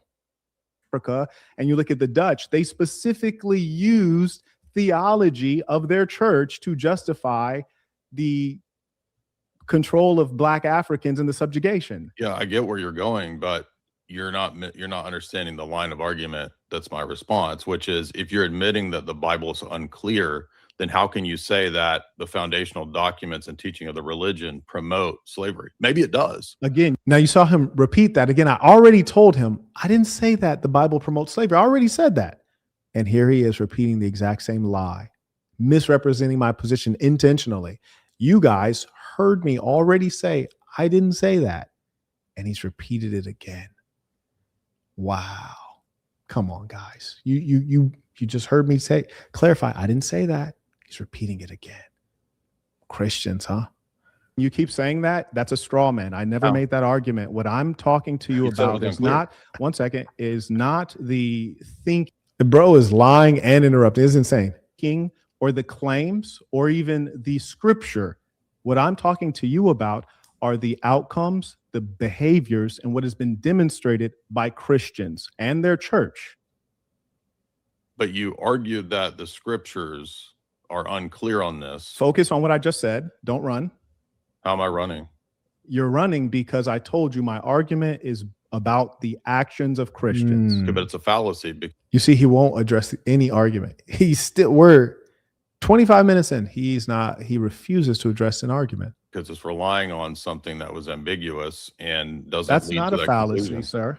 It is. If it's unclear, if the texts are unclear, the foundational texts are unclear, how are you concluding You're talking that? about the Bible. I'm talking about the actions of Christians. You see, consistently, he just will not. He intentionally is refusing to follow the debate. He tries to hinge on one thing, one place where he thinks he can win, even if it's not an argument that I'm making. It's extraordinary. But So it's crazy because he made the logical fallacy argument and then called it out. I was like, yeah, that might be, but I didn't say that. This is madness. Christianity You is a keep religion. running. We know what I'm talking about. You're pretending you don't understand. Christianity is no, I understand. Okay, well Christianity then is a- act like it and it's a address what I religion. said instead of trying to run and falsely claim logical fallacies. I don't. How am I falsely claiming? I don't even think you understand. Could you restate what I'm saying? You know what I'm asking you. I'm asking So you you can't to say. So now here's the funny thing. He says, can you restate what I'm saying? I'm the person asking you questions. What are you talking about? You're responding to me, except you refuse to actually address what I'm saying. And this is insanity. And this is the kind of evil that you can't debate this guy out of his sickness. You can't. You really.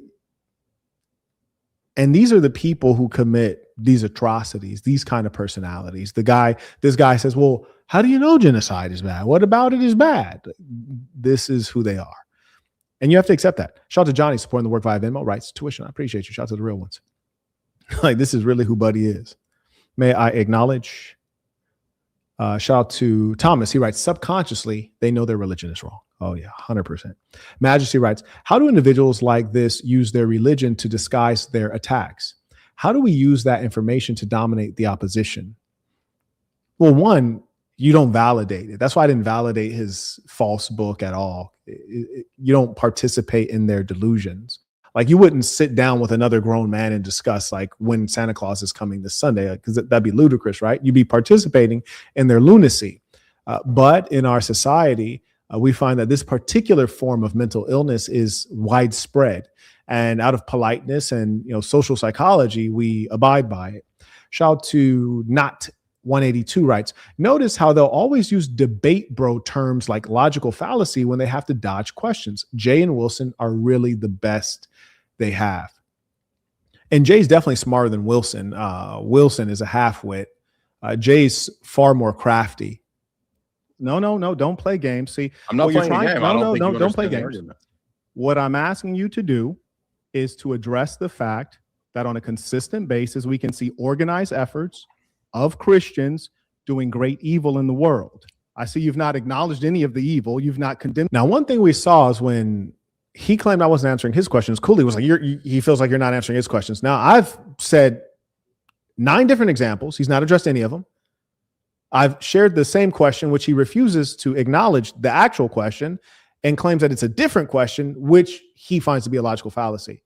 And there's been no, hey, Jay, you're not answering the question at all. And somehow you're trying to escape what I'm talking about. Yeah, So that's not true. I'm I asking you listed to address I it. listed cases of evil. So how is that? That's not true. Well, address what I just asked you.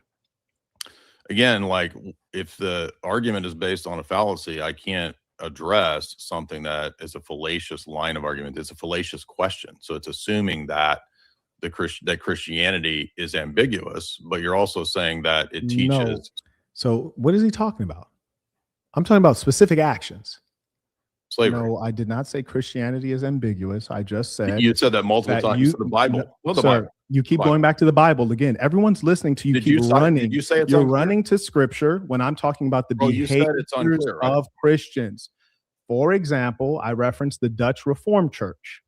They developed theological defenses of apartheid. You can see scholar Johan Theron on that one. So what I'm asking you, I also want you guys to notice. So I'm referencing scholars. Notice he doesn't ever reference a scholar. He doesn't reference any work at all. Nothing. And then he tries to use it as a tactic, like, oh, you have to justify everything you say. But he's referenced zero scholarly works, books, articles. Notice, I just referenced a scholar. Track on if he references a scholar. I'm just going to make a note right there. So we'll see minute 26, second 35.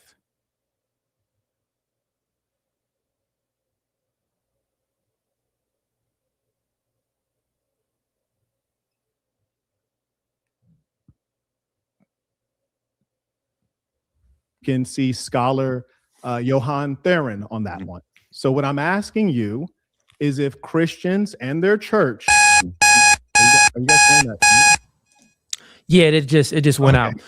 Hey, real quick. Do you want to extend it? And man, that sound was very like distorted and just painful in the ear. It didn't even sound like an alarm. This out of like This man 3-5 minutes. This man answered. And here's a fact. That was shitty moderation. That was the shittiest moderation because we got through the entire time. He literally answered no questions. That has to be a record. He answered 0 questions. He responded to 0 arguments. That is the most extraordinary tap dancing. That man answered 0 questions. Like, goddamn, that's low key. Shout out to Jay. That was amazing. Like, that level of dishonesty and evasiveness is legendary. That was madness. No questions. He tried his best to basically bog down the discussion. Why I don't understand. You don't understand. We don't understand. You're done. Why are you wasting time? Yeah. So real quick, I got you guys real quick. So Marquett was asking a question. Jay Dyer, from my understanding, I asked like 5 questions. I got 0 answers. I asked 5 questions. There was no answers whatsoever. he was saying that it was a fallacious question. This is why he couldn't answer it. But it You can't. No, that doesn't add up. is, real quick, Jay Dyer, it is Marquett's time for the cross-examination. So if you could address the question in a way where it can then satisfy his cross-examination. I understand your. So notice the cross-examination has ended. Now Cooley's asking him to answer one of the questions. He answered 0 through the whole cross-examination. Position, but you'll have your 15 minutes to address that on your time. Yeah. So I'll just let this play out for 2 more minutes here. Sure. Go ahead, ask it again. Now he's playing games. Go ahead, ask it again. Like, come on, dude. What I just said, the last thing I said before the time ran out. That's what we're on. Remind me what it was. A guy as smart as you, you're a really deep thinker. I mean, why are you bringing insults? I just said a guy as smart as you. You're a really deep thinker. What I'm saying is that you're highly intelligent. You know what I said. You understand perfectly well. You can't restate it. People do this. And notice how psychotic this devil is. Why are you insulting me? Insulting? I said you're intelligent. You're a deep thinker. Where's that an insult at on the planet Earth? We're on the planet Earth. Do you insult people by saying that they're intelligent? This is the sickness and the evil. You can see the evil in his spirit. It's very clear. He takes no joy and pleasure in life. He has no honesty. I give him a compliment and he says it's an insult. It's like he lives in an inverted world. It's utterly bizarre. Shout out to Wayne. He writes, they love to dodge and duck the truth. They're masters at it. Absolute masters. Shout out to Majesty. He writes, he activated that Philly shell. Oh, absolutely. And the moderation helped him out too. The lack of moderation helped him out. Now you'll notice when it was his turn to be cross-examined, there was no pressure put on him to actually answer a question. Notice the opposite. When I'm being cross-examined, there's a lot of pressure. I'm like, God damn, I'm fighting 2 niggas right now. What's going on? In debates all the time. Yeah. You can't restate the question? For the 5th time, huh? Yeah, fine. For the 10th time. It doesn't matter. Restate it, please. You want me to say that Christians have done wrong actions? I already admitted that in the opening statement. Yes, they have. He said in the opening statement. That's actually not true. In his opening statement, he only spoke well of Christian deeds. In fact, it sounded as though they were the savior to humankind. So that's a lie. He did none of the sort in the opening statement. I played that for you, and I specifically noted that he was imbalanced. You ready for a question? Are you going to ask it, or I'm waiting? If the church consistently, the history is replete with examples, creates, interprets, modifies theology to justify wrongdoing, please explain how the church and Christianity is a source of good when we can see that it consistently is doing this. Again, Christianity condemns wrong actions anywhere that it occurs. And you've just assumed that in all of these instances, everything is a blanket wrong action. And I'm not going to admit that, because these are specific cases. And also, I'm not bound by the Dutch church. So why? Now, here we go. He said, I'm not bound by the Dutch church. Now, here's the funny thing. He asked me to restate the question. I wanted to do something. I restated the question, removing the specific example. Yeah, pay attention. I restated the question, removing the specific example. And then all of a sudden, he's talking about the Dutch church, which was from the specific example that he said he did not remember. Did you guys pick that up? Did you notice that? Why would I care about the Dutch church? Well, we can switch in various examples. I just want to make sure that, are you engaging the no true Scotsman fallacy, basically saying that, those are not real Christians? No, you're arguing against the idea that all Christianity is Christianity. That's why I specified that I'm Orthodox. So yes, but we started off in the beginning, and you stated that you view certain groups as. Now pay attention. Listen to this. And I actually wrote down a note at 6:50. At minute 6:50, when it starts, he defends non-Orthodox Christians. He gives an example of them doing good works as Christians, defends them. And he also defines what it is to be a Christian at 13 minutes, 4 seconds. And the specific definition, if you guys remember, was you self-identify as a Christian and you've been baptized, which I trust the Dutch would meet that requirement, that they definitely self-identify and have been baptized. So now hear him engage a real logical fallacy, saying, oh, they're not real Christians. The no true Scotsman fallacy. That's a real logical fallacy.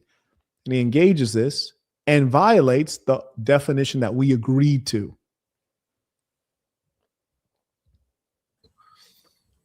Well, we can switch in. That in all of these instances, everything is a blanket wrong action. And I'm not going to admit that, because these are specific cases. And also, I'm not bound by the Dutch church. That doesn't even logically make sense. He says, I won't address what you're talking about because these are specific cases. So are you saying, what's the opposite of giving a specific case of Christians doing wrong at scale? Because remember, apartheid was not an instance. Apartheid was years of subjugation, subjugation. So what would be the opposite of giving a specific example? He's telling me he won't engage it because it's a specific example. What would be the opposite? Like no example? Or many examples? I already gave many examples. So I gave many examples in my opening statement. And then I gave a specific example.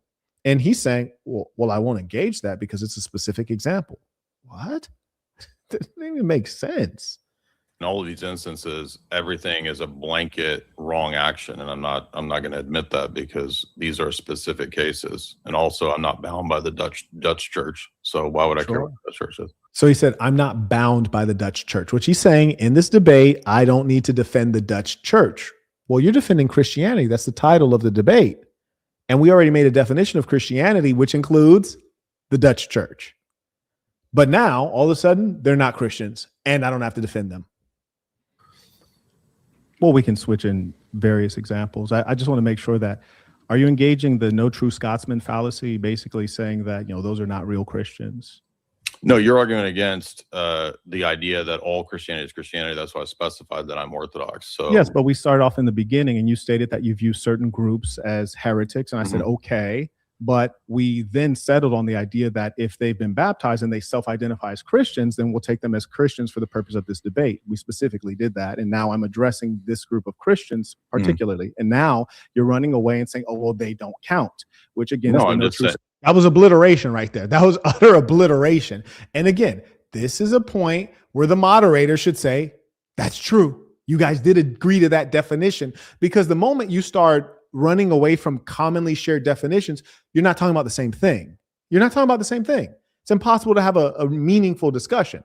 And that's how we know that he was definitely in bad faith. I pointed that out clear as day. That was the most beautiful thing. And then let's hear the response. I clarified that so beautifully. Let's listen again. He basically saying that, those are not real Christians. No, you're arguing against the idea that all Christianity is Christianity. That's why I specified that I'm Orthodox. So yes, but we started off in the beginning and you stated that you view certain groups as heretics. And I said, okay. But we then settled on the idea that if they've been baptized and they self-identify as Christians, then we'll take them as Christians for the purpose of this debate. We specifically did that. And now I'm addressing this group of Christians particularly. And now you're running away and saying, oh, well, they don't count, which again is the no true Scotsman fallacy. That's the no true Scotsman fallacy. You're saying that, well, these aren't Christians. And I look at it kind of like this. Like, for example, as a black person, there's some black people 30 seconds here, folks, weren't black, like Talmud Tatum. He's just not a black person I'm proud of, but I can't say he's not black. Just like you're saying that these aren't Christians. Well, these are just not Christians you're proud of, kind of like the Ku Klux Klan. So let's take the Ku Klux Klan as an example, which is a Christian organization.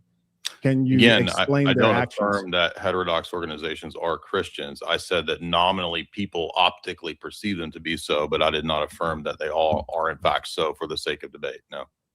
Whoa, that was a lie. He just said, I did not confirm that they were Christians for the sake of this debate.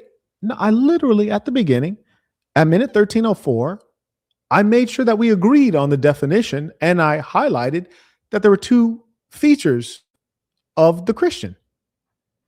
Yeah, he's super lying. And again, this is the problem when you have religious people who have already made up their mind.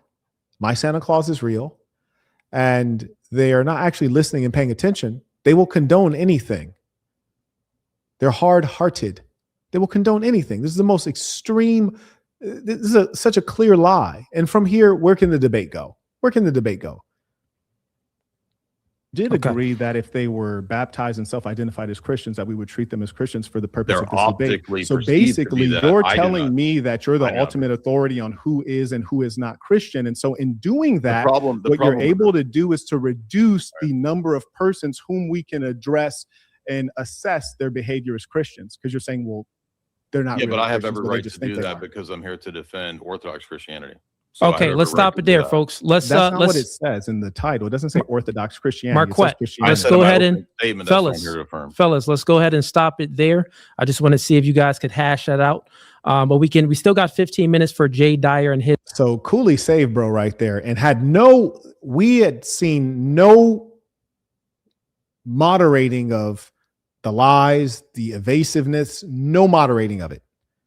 His cross-examination, and then we got the open dialogue format. I'm not sure how much time Marquett has, but hopefully he has some time to stay a little bit longer because this is a great conversation, and we have over 2,000 people in here watching. So get the likes up, folks. Jay, when you start speaking, you can go ahead and ask Marquett questions. And shout out to Joseph getting dripped up at sasnbrand.com. He got the packable jacket, which I actually love the packable jacket. I like to take that one when I'm traveling. Airports and airplanes are quite cold. So the packable jacket is a packable jacket. So you can roll it up, which is what I do, and then put it in my backpack briefcase, which you can get at dblabel.com. And then I take it on the flight. If it gets cold, take it out, pop it on. He got the packable jacket, and he also got the urban sweatpants. I actually got some new drip too when I just got here to the plantation. I just got here, exercised straight away, hopped in the shower as quick as possible, hopped on the debate. Didn't even get to really check out this drip, so I'm looking forward to it. Carrying on. Yeah, the first line of argumentation that was fallacious was you said that you're attributing collective guilt to all of the people for what I argued was specific actions of individual. And you'll notice every time he recounts my argument is never what I said. He's never quoted me one time. He's never represented what I've said accurately one time. Every time he's literally making up another argument or he's misrepresenting me just in the most blatant way. People. So I'm trying to figure out what is the basis epistemically or ethically for collective guilt. Would you restate that real quick? I just want to make sure I understand what you're saying. Yes. So he's claiming that I've stated that there's some collective guilt, which I haven't said that. So he's saying you said this, which I never said. So he's saying, how do you justify what you said? I'm like, well, I don't have to justify that. I never said that. You said that. I didn't say that. And it's so bizarre too, because it's like, well, why do you need to interpret my words? Just restate what I said. You can quote me. We're both right here. So several points within your opening and then in your cross-examination, you attributed collective guilt. And I said that there was a lot of individuals who have done action. When you say collective guilt, are you saying collective guilt to all Christians or to all people within? You are arguing for a form of collective guilt, that Christianity is a collective that has promoted these oppressive structures and these crimes. Okay. Again, he's saying promoted. I never once said promoted. I said the structures of Christianity have been used. I never said promoted. And so I'm trying to figure out how you get from individual actions. Maybe you can, but what's the logical move that the collective is guilty? I never said that the collective is guilty. I said that. Do you see how many times I've had to state I never said that? We have to add that up. That's the nature of the debate, is he keeps lying. This is like the 9th time I said, I never said that. That Christianity supports. Is that not a collective? You're arguing to all Christians? Is that not a collective? Let me know when you want me to answer. You understand how a cross-examination works, so I can interrupt? Sure. Yeah. Okay, so notice, he asked me a question. I started answering. Then he interrupts me again. And I say, okay, well, let me know when you're done interrupting so I can answer. Then he said, do you know how cross-examination works? You're sure. So you can keep asking me questions, but if you're asking questions, every time I try to answer the question, you're not going to make any progress. So you can say you have the right to interrupt me, have at it. But if you keep interrupting, then your cross-examination does not achieve anything. This is utterly bizarre. Watch this. The collective is guilty. I never said that the collective is guilty. I said that Christianity supports. Is that not a collective? Okay, so you see, I'm still talking. He interrupts me. You're arguing to all Christians? Is that not a collective? Let me know when you want me to answer. You understand how a cross-examination works? So he asked me a question. I start answering it. Then he interrupts me. And I say, okay, well, let me know when you want me to talk, and I'll answer it. He said, oh, you don't know how a cross-examination works? He's like, well, yeah, I have to answer your questions in the cross-examination. So if you keep interrupting me, I can't answer your questions. I can interrupt. Sure. Yeah, no, that's what I'm saying. I said, let me know when you want me to answer. I'll stop talking. So Christianity isn't a collective group? Now his question has gone to something basic, and this is what these dishonest people try to do. And I don't know if they're tricking the audience or if the audience is just like, yeah, God, Jesus is king. Jesus is king. Yeah, drink a beer. I don't know if that's the case, because now he's trying to get me. This is what they do. They show like, is 2 + 2 4? And you're like, yeah. And if you're like, no, why are you asking me stupid questions? But, oh, you don't want to answer it? You're bad faith. Is 2 + 2 4? You're like, yeah, sure. 2 + 2 is 4, Jay. Like, okay, it's 2 + 2 5. Oh, man. You don't want to answer your bad faith. Oh, okay, Jay. No, 2 + 2 is not 5. See, that's my point. 2 + 2 is 4. 2 + 2 is not 5. That's why the Bible is a good book. What the? This is the nonsense they do. Notice he's gone to a question. This is what they do. He's gone to a question that's utterly basic, and he's going to try to get you to say yes, so he can pretend as though you agree with him on something greater. It's a dirty sales tactic. Collective? You're arguing to all Christians? Is that not a collective? Let me know when you want me to answer. You understand how a cross-examination works, so I can interrupt? Sure. Yeah, no, that's what I'm saying. I said, let me know when you want me to answer. I'll stop talking. So Christianity isn't a collective group? Okay, so he said, is Christianity a collective group? Yeah, it is. Yeah, Christianity is a collective group. What the hell does that have to do with anything? Again, the dirty sales tactic. Try to get you to say yes to a small thing and then extrapolate that you also agree with other aspects of his argument that you don't agree with. Yes, Christianity is a religion that has adherents that have different sects. And are you arguing it's a collective and group? If Christians do, that's not an argument. It's definition. You see, and this is the foolishness. He said, are you arguing that it's a collective group? There's no argument. Christianity is a group. That's a definition. It's definitional. There's no argument. Something and it's organized through their church. It's justified with their missionaries. Then yes, we can assign that to Christianity. For example, So why is a group collectively guilty for the actions of individuals? Maybe they are. never, I'm trying to figure out how. never suggested that all Christians are guilty. What I'm pointing out to you But that is you did. that Christian. One second, sir. What I'm pointing. So again, he's lying. I did not. Out to you is that Christianity is not this force for good that you're describing it as. And you even mentioned Orthodox Christianity. There are examples of Orthodox Christianity. You look at the Romanian principalities of Wallachia and Moldavia. Did you just Google that? My hands are right here. How can I Google? You haven't Your seen me hands were typing at all. Googling a minute ago. What do you mean? Like, Oh, and that's crazy too. Now here's another one. I got to write that one down. So that was at minute 33:28. That's minute 33:28. Now let's watch this. And again, he does everything he can do to avoid actually addressing the facts. Up to this point, he's still not addressed a single argument. So this is minute, and we'll track my hands too, because you guys know I'm no liar. So this is minute 33:28. And here's the crazier thing too.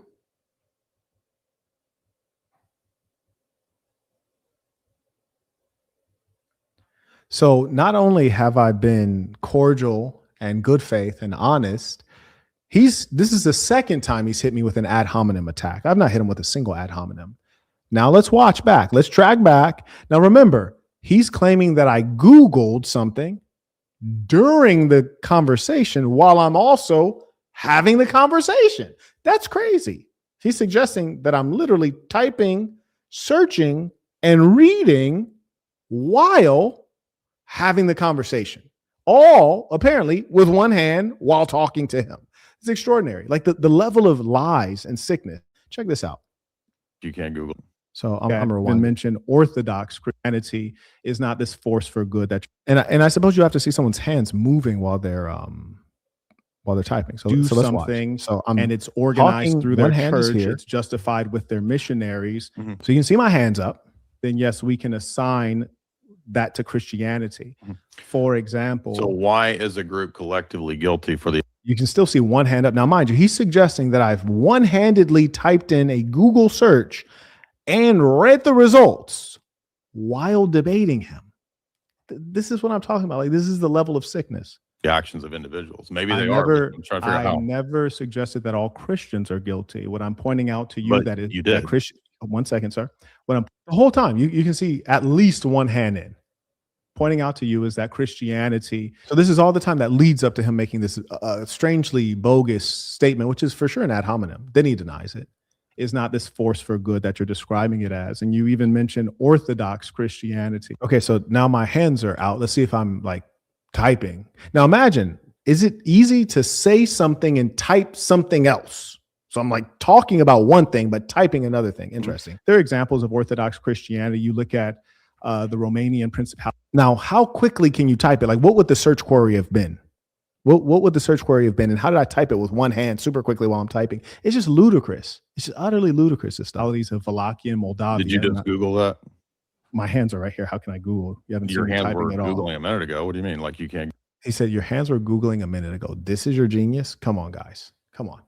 This is your genius? This is your genius. You bring up historical evidence. Were you Googling? Word. We've been talking the whole time. Half the time, my hand's been up on the microphone. Come on. That's not even sensible. Google that. You haven't seen me typing at all. So anyways, and again, what's that, an ad hominem attack you're referencing? No, earlier? it's a question about the sources and your veracity. What's your source for this Romanian history? That's an ad hominem. That's not an ad hominem. It's a question. So of your again, source. and I want everyone to DNA notice that in the cross-examination, absence of being able to compete in terms of the ethics and morality and the actual debate, now you've reduced to ad hominem attacks. I was about to give you an don't answer. even know what an ad hominem and is. now I'm asking you I was about to. That's another ad hominem. He says, you don't even know what an ad hominem is. That's another ad hominem. Ironically. Give you an answer, and now you start attacking. What's the source? What did you Google? What did you Google? Okay, so let's continue with the cross-examination. Go ahead. Restate your question there, Jay Dyer. Obviously, he did not step in during the other one. multiple times over, he attempted to argue for collective guilt, that Christianity is a collective. In fact, he even denied that empires weren't made up of individuals. I said, obviously, a collective is made up of individuals. This is not even the actual. Why are you interrupting? This is my time, dude. Shut up. Why are you interrupting my You're very cross-examination, angry. dude? So again, you didn't even know how cross-examinations work. You try to concede your time in your cross-exam. You don't concede time in a cross-exam. You're very angry. You don't even know what you're talking about. So I'm trying to figure out. That's also funny. I did not try to concede my time. So again, the lies. How you attribute logically individuals and then leap to a collective guilt. And then he keeps talking about individuals. Do individuals have names? I didn't name a single individual. So more lies. Maybe that's true. Maybe there is collective guilt, but how do you get there? And then you said, let me give you a romantic. You see, he's trying to have a conversation about something that he feels like he knows well, like a logical thing that he's talked about before. So he's not tracking the actual current discussion.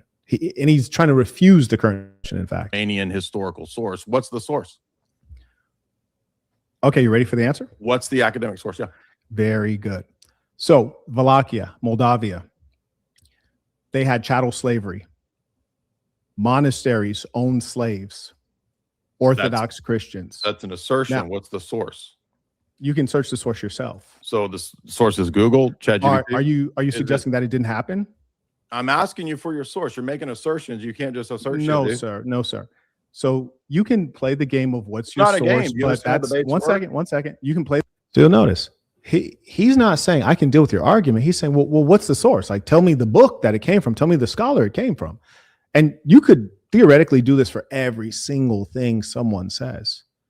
So if I say there's no source, is it fake now? Is it fake now? So for example, if I tell you that the Arabs enslaved black people for 1,300 years, and you say, Marquett, what's your source? And I say, you know what? I don't have the source top of mind right now. Does that mean it doesn't happen? Does it mean we don't have to address it? That's a way to remove the actual argument and not deal with the facts and the ideas. And that's correct. Cooley absolutely could have checked my claim and should have. He could have and should have, because it was just an attempt to evade. It was an attempt to evade. That's all it was. The game of what's your source, and then it'll slow down the it's debate. not a game. Because the fact of the matter is this. The fact of the matter is this. this. The fact of the matter is this. If we've both been to university, we've taken courses in history, and if I reference That's something, irrelevant. well, who's the author? Who's the author? Who said that? Do you understand why you footnote? You're not engaging the actual argument. You're actually trying to attack the source of the information. I don't think that you actually. If you're saying that I'm making up something, that's a different thing. He doesn't have a source. I want everybody to see that he's asserting it. You understand? Now, here's the thing. If I say we can fact check it, let's fact check it. He doesn't actually care about the truth. And that's the important thing. That's how you know that the Christians are degenerates. Many of these Christians are not good people. He doesn't care about the truth. He's just trying to use debate tactics. I said you can fact check it. I don't have the truth. I don't have the source top of mind. Let's check it. Let's see if what I'm saying is true. And if it is true, then let's engage. Let's proceed. It's very simple. We can check it really quickly. But he did not want to check it because he doesn't want to deal with the truth. He just wanted to stop the ability to make a particular argument. It's very simple. Shout out to TBS writes, that low IQ worm Cooley is viciously jealous of and terrified of Quet. This has been obvious from day one, but this debate made it excruciating. God damn. Jealous and terrified. I don't know if I perceive those characteristics. This nigga is a Christian for sure. I wouldn't call him jealous and terrified, but I can only see what I see.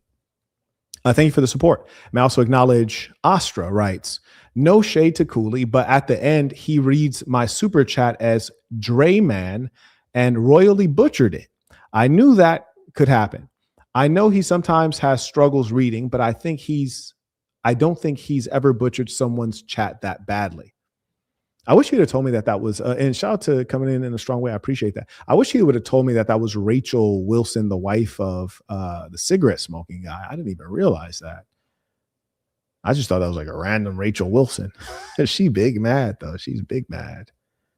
One second. Are you suggesting that? All right, fellas. Let's create some decorum here, fellas. Let's just create a little bit decorum. Are you suggesting since it's real quick, Marquett, since it's still his time, let's just yield the floor to him to ask the question. Sure. And let's see if we can get an answer on some things. But go ahead. Maybe Jay Dyer, maybe you want to restate the question in a different way. Go ahead. Yes, I use rhetoric, which is not an ad hominem. I called into question his source. There's nothing wrong with doing that in a debate when people are making assertions to prove their argumentation from historical evidence. I have a degree in history as well. And if you write a history book, you have to footnote. That's called sourcing. So I want to. He said, if you write a history book, is that what we're doing? Are we writing a history book? I don't think we are writing a history book. I think we're having a discussion. So again, very curious. And he didn't want to get to the actual facts. He wanted to try to stifle the debate by, attacking form, not substance. Shout out to, I address that one. Shout out to 4717 writes, my name is Rich, peace of the saints. David Cooley should not be trusted to moderate an FBA versus European debate. He has mixed loyalty. His women/friends are European. Oh, man. I think Cooley is an FBA, isn't he? You guys got to check out the Black Code. A lot of people need to check out the Black Code. There's a lot of stuff I get into in the Black Code that I think will give you a different perspective on some things. You sick people writes, Jesus is king. Okay, bro. That's very persuasive. I'm now persuaded to join your cult because you said Jesus is king, and that's all I needed to hear. I've been waiting to hear somebody say that. Right. No, because I think you just Googled it or looked it up on Chat.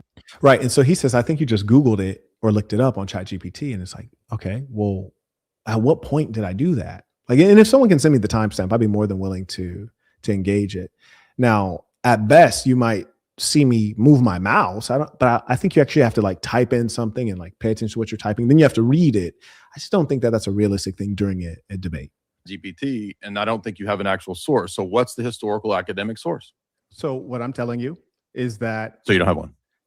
Sure, Jay. So now Do that you we have said one? that, are you saying that it's false? Do you have one? Okay, so he just heard me say, sure. I concede that to you, but this is the second time I said that, mind you. It's the second time. So then he keeps going. What's the historical academic source? Now listen, he's not talking. You'll hear me clearly answer him.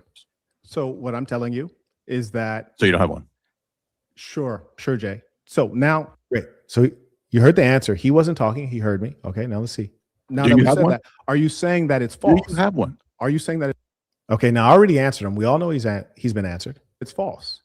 Are you saying that it's That false? is That's what I'm asking It's you. a tu quoque fallacy. So are So there in my no that's cross-examination, not. you don't get to No, ask me that's not. You keep throwing You out the don't ask logical. So now he's saying that there's a logical fallacy. Like, where? I haven't even made an argument. What is this guy talking about? Like, this is utter madness. Are you saying that it's false? So I said, are you saying that it's false? I'm asking him a question.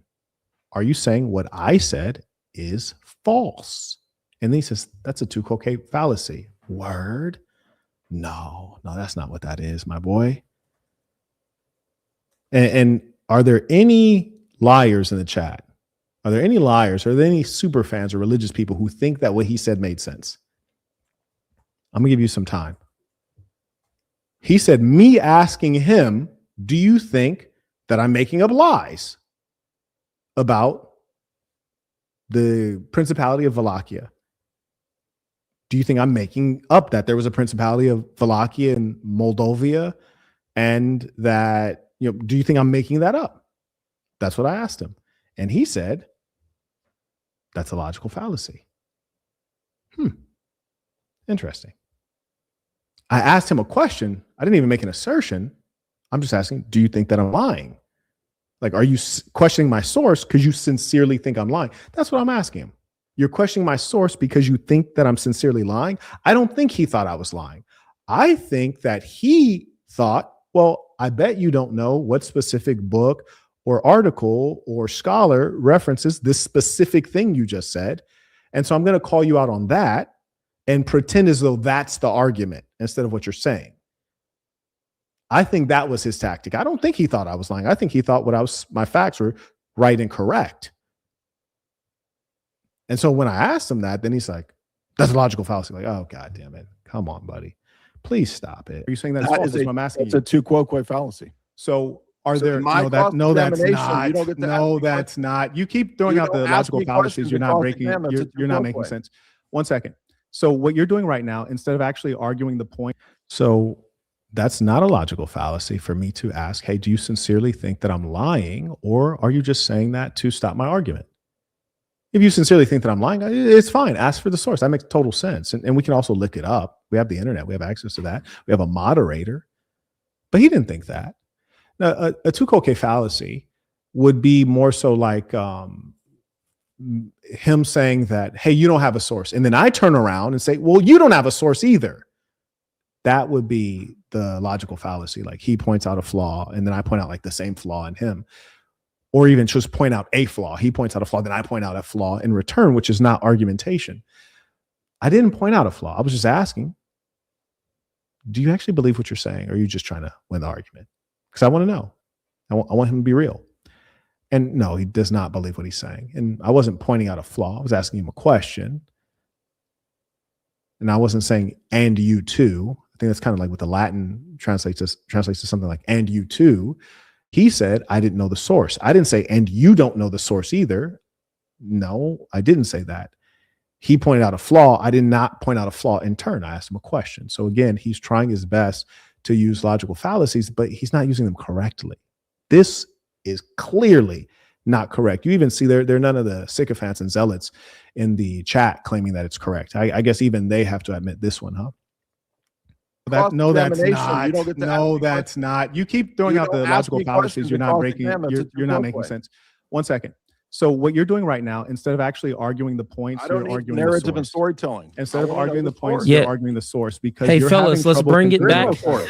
Fellas, let's go ahead and bring it back to. He doesn't want to deal with the actual. Hey, Jay. Hey, Jay. You don't know. He doesn't want to deal with the actual idea. Hey, Jay. I believe Marquett granted it and said that he doesn't have a source. So then what's your rebuttal to that? So that's what I'm asking you. Does that make it false then? Are you saying that it's false? Are you saying that Orthodox monasteries did not own any slaves? Real quick, Marquett, let him just go ahead and address. Since you granted it, let him just go ahead and address what you said. So it makes an assertion. Maybe it's true. Maybe it's not. But maybe it's true. Maybe it's not. Okay. In a debate, if you can just assert stuff and they don't have to source it, then I can just assert all kinds of stuff. I can. Well, let me ask you a question. So far in the debate, he's saying if you can just assert stuff and not source it, that's his quotation. I'm gonna write that down. So that's at 3736. So far, there's only been one person that's ever given a source in the whole discussion. It was me. How strange is that? So that's 3736.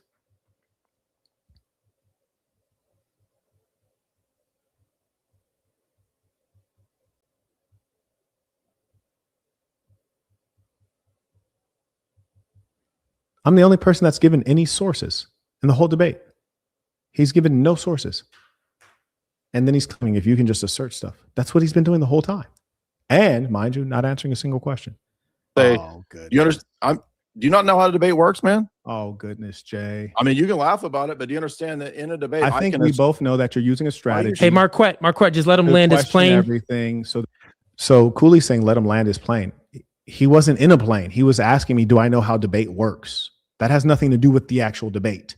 So that's not a time for him to land his plane. That's just him babbling, like expressing his frustration that you don't have to deal with the arguments and the ideas. Marquett, just let him land his plane because he's just addressing you granting it. Sure. So go ahead. I'm going to argue philosophically.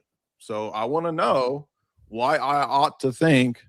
So he says, I'm going to argue philosophically. I'm giving you evidence in specific instances in history. It's not a philosophical argument. You can argue philosophically, but it's not a philosophical argument. Not everything is a philosophical argument. Shelter Ray, he writes, perception. All the naysayers, it reminds me of when everyone was saying Crawford was running the whole fight against Canelo. Right, exactly. Shout to Gerard. He writes, thanks. I learned a lot about debate and history. We know you didn't Google, but he is suggesting Google lies about recorded history. He says, but is he suggesting Google lies about recorded history, right? And again, just utterly bizarre. And that was for sure an ad hominem attack, trying to attack credibility. It's utterly silly, that one. That what you're saying is true and that you actually have a source. And I called your bluff and I don't think you have a source and you don't. So you didn't call my bluff. I said I don't have the source. It is a real fact in history.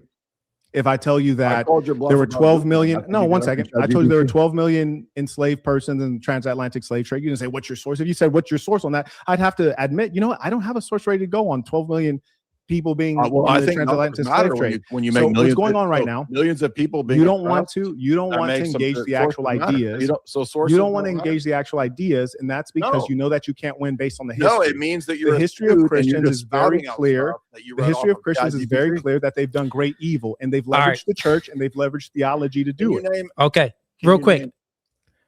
Shout out to via super chat. May I acknowledge? Let's see. Make sure I don't skip anybody on accident. Shout out to Majesty. He writes, this is like when your shorty sees you bringing a buffet of facts and she brings up unreasonable claims, argues, and runs away 100% and thinks she's right the whole time. Don't forget that part. Shout out to Luck writes, I get great benefits from the school membership. And that said, moderator Cooley bet David will cross you. Pieces. Bro said Cooley bet David. Oh man, bro said Cooley bet David. Good Lord. Shout out to 10938 writes, Jay Dyer did everything he ever does in debates. I've watched his debates for years and they always end up the same. He throws out fallacies. The bro doesn't answer anybody's questions. I believe it. It's cross-examination time and it's Jay time. Jay, you can go ahead and let me know whenever you want to go ahead and ask a question and you want Marquette to answer it. The floor is yours. Go ahead. So the next line of reasoning that I thought was fallacious was that you said the Bible is unclear. So listen to my argument. So this is really important. First off, I didn't say unclear. I think I said unreliable. If you go back in the video, I said unreliable. But that's fine. It's close enough. He's at least in the realm. Now pay attention. This is really important. I know you don't want to go to the Bible. That's fine. We don't have to go to the Bible, even though Christianity is a religion based on the teaching of the Bible. But you made a fallacious argument that the Bible is unclear, therefore it can justify either position from all these people back and forth. Now, I never said that it can justify either position. I said that both sides use it to justify their position. It doesn't matter if it actually justifies. What matters is that they're both using it, which indicates that the Bible is not clear. It doesn't have a clear enough stance one way or the other, which is why it is obviously being leveraged for evil. If I said there are people out there that disagree that 2 + 2 is 4, and then here we go with the bullshit. Goddamn. Would you agree that there are people that could conceivably disagree with 2 + 2 is 4? There are people that think it's 2 + 2 is 5, right? Carry on. So you're not going to answer the questions in a cross-examination? 2 + 2 is 4. Sure. Carry on. No, but I'm saying, do you think that is it possible that there are some people that think 2 + 2 is 5? Sure. Oh, okay. So does that? This is very stupid. This is a total waste of time. And what you guys should understand is that there is a such thing as being an intelligent fool. This is an intelligent fool is what this is. Not have any bearing on whether 2 + 2 actually is 4? No, the truth is incontrovertible. Thank the you. Bible is not a book of unadulterated truth. It's a book Exactly. of contradiction, metaphor, that's allegory. why it's a fallacious and both- line of argument. And both slaveholder and abolitionist use the same book to justify opposing positions. So that's clarifying for you. Okay, Marquette, just let him land his plane because it's his cross-examination. Sure. Yeah. That's why you admitted my point that it's a fallacious line of reasoning. The fact that people disagree about it has nothing to do with objectively whether or not it teaches or condones or does not teach or condone slavery. That's why. What? It's a fallacy. So how does the Bible then lead you to the conclusion that it is a promoter of slavery if it's unclear? Did I say that? Yeah, you said keep by saying citing things that I did Ephesians not say. and- Did I say that? So how does the Bible then lead you to the conclusion that it is a promoter of slavery? You'll notice the whole time we're 40 minutes in. How long? Yeah, literally. Damn, I'm good. We're 40 minutes, 42 seconds in. He says that leads you to the conclusion that the Bible is a promoter of slavery. I never said that. And he claimed that 5 times earlier. And each time I said, I never said that. Do you see the dishonesty? if it's unclear. And you know he's lying when you've heard me say so many times in one debate, I never said that. Did I say that? Yeah, you said keep by saying citing things that I did not Ephesians say. initially. I said that slaveholder and abolitionist both used it to justify slavery. So Christianity. I don't have to say that the Christianity's Bible. fundamental teachings don't teach moral evil. So you'll notice that I point out that I didn't say that, and he never admits that he lied on me. He just goes on to the next thing. What's that question? Christianity's fundamental teachings, the Bible, we'll say Yes. for the sake of, don't believe Sure. the Bible only, but Yeah. the Bible is a fundamental document that teaches Christianity. Mm-hmm. And you're saying it's ambiguous on this point.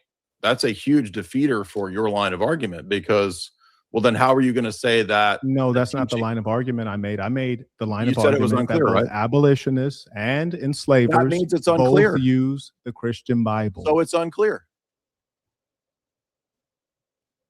So is it unclear?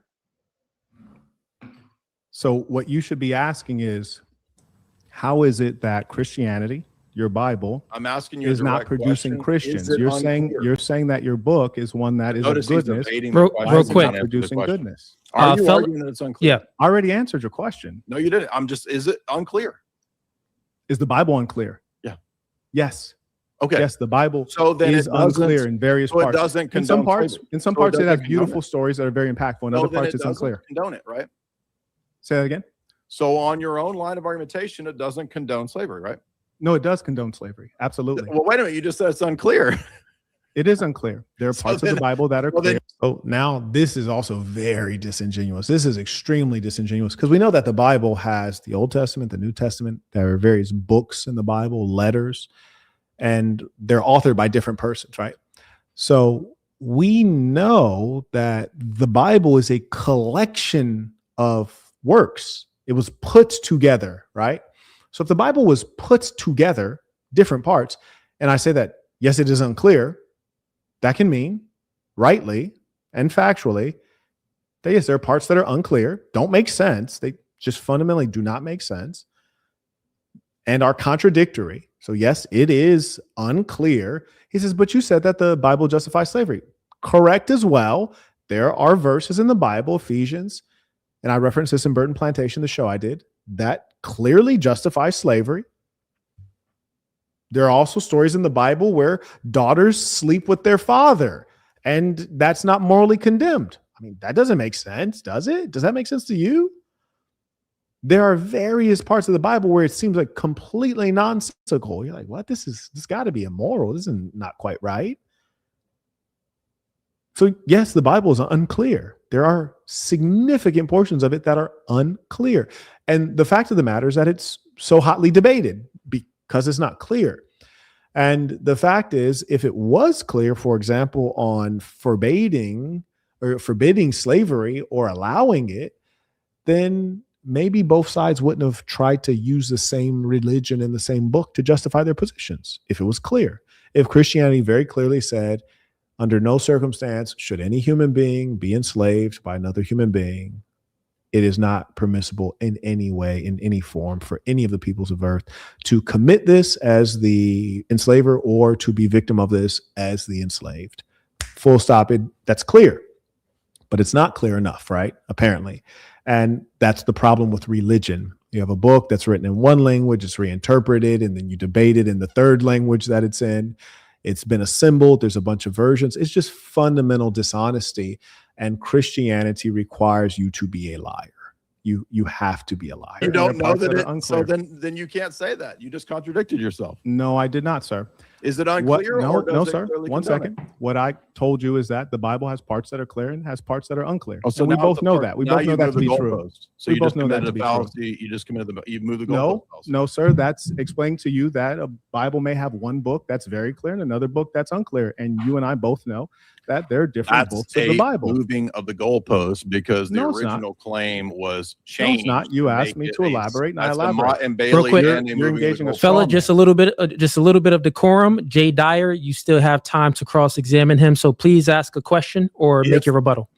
If the Bible is unclear, and then you moved it to say that, well, parts of it are unclear. How is that not moving the goalpost? Parts of the Bible are unclear. That wasn't the question. How is And that more not importantly, moving the we goalpost? already talked about, I'm arguing about the deeds of Christians. You're trying to argue about the Bible because the actions of Christians have been horrendous. You don't think that So I say that from the beginning. You My don't argument think is that about the behavior of Christians. Christianity is based on the Bible in part. So that's Yes, in why part. this is relevant. But you're an Orthodox Christian, don't you? You're into liturgy and you're into all of these different I didn't things. say that- Marquett, only real based on quick. the Bible. Real quick, little.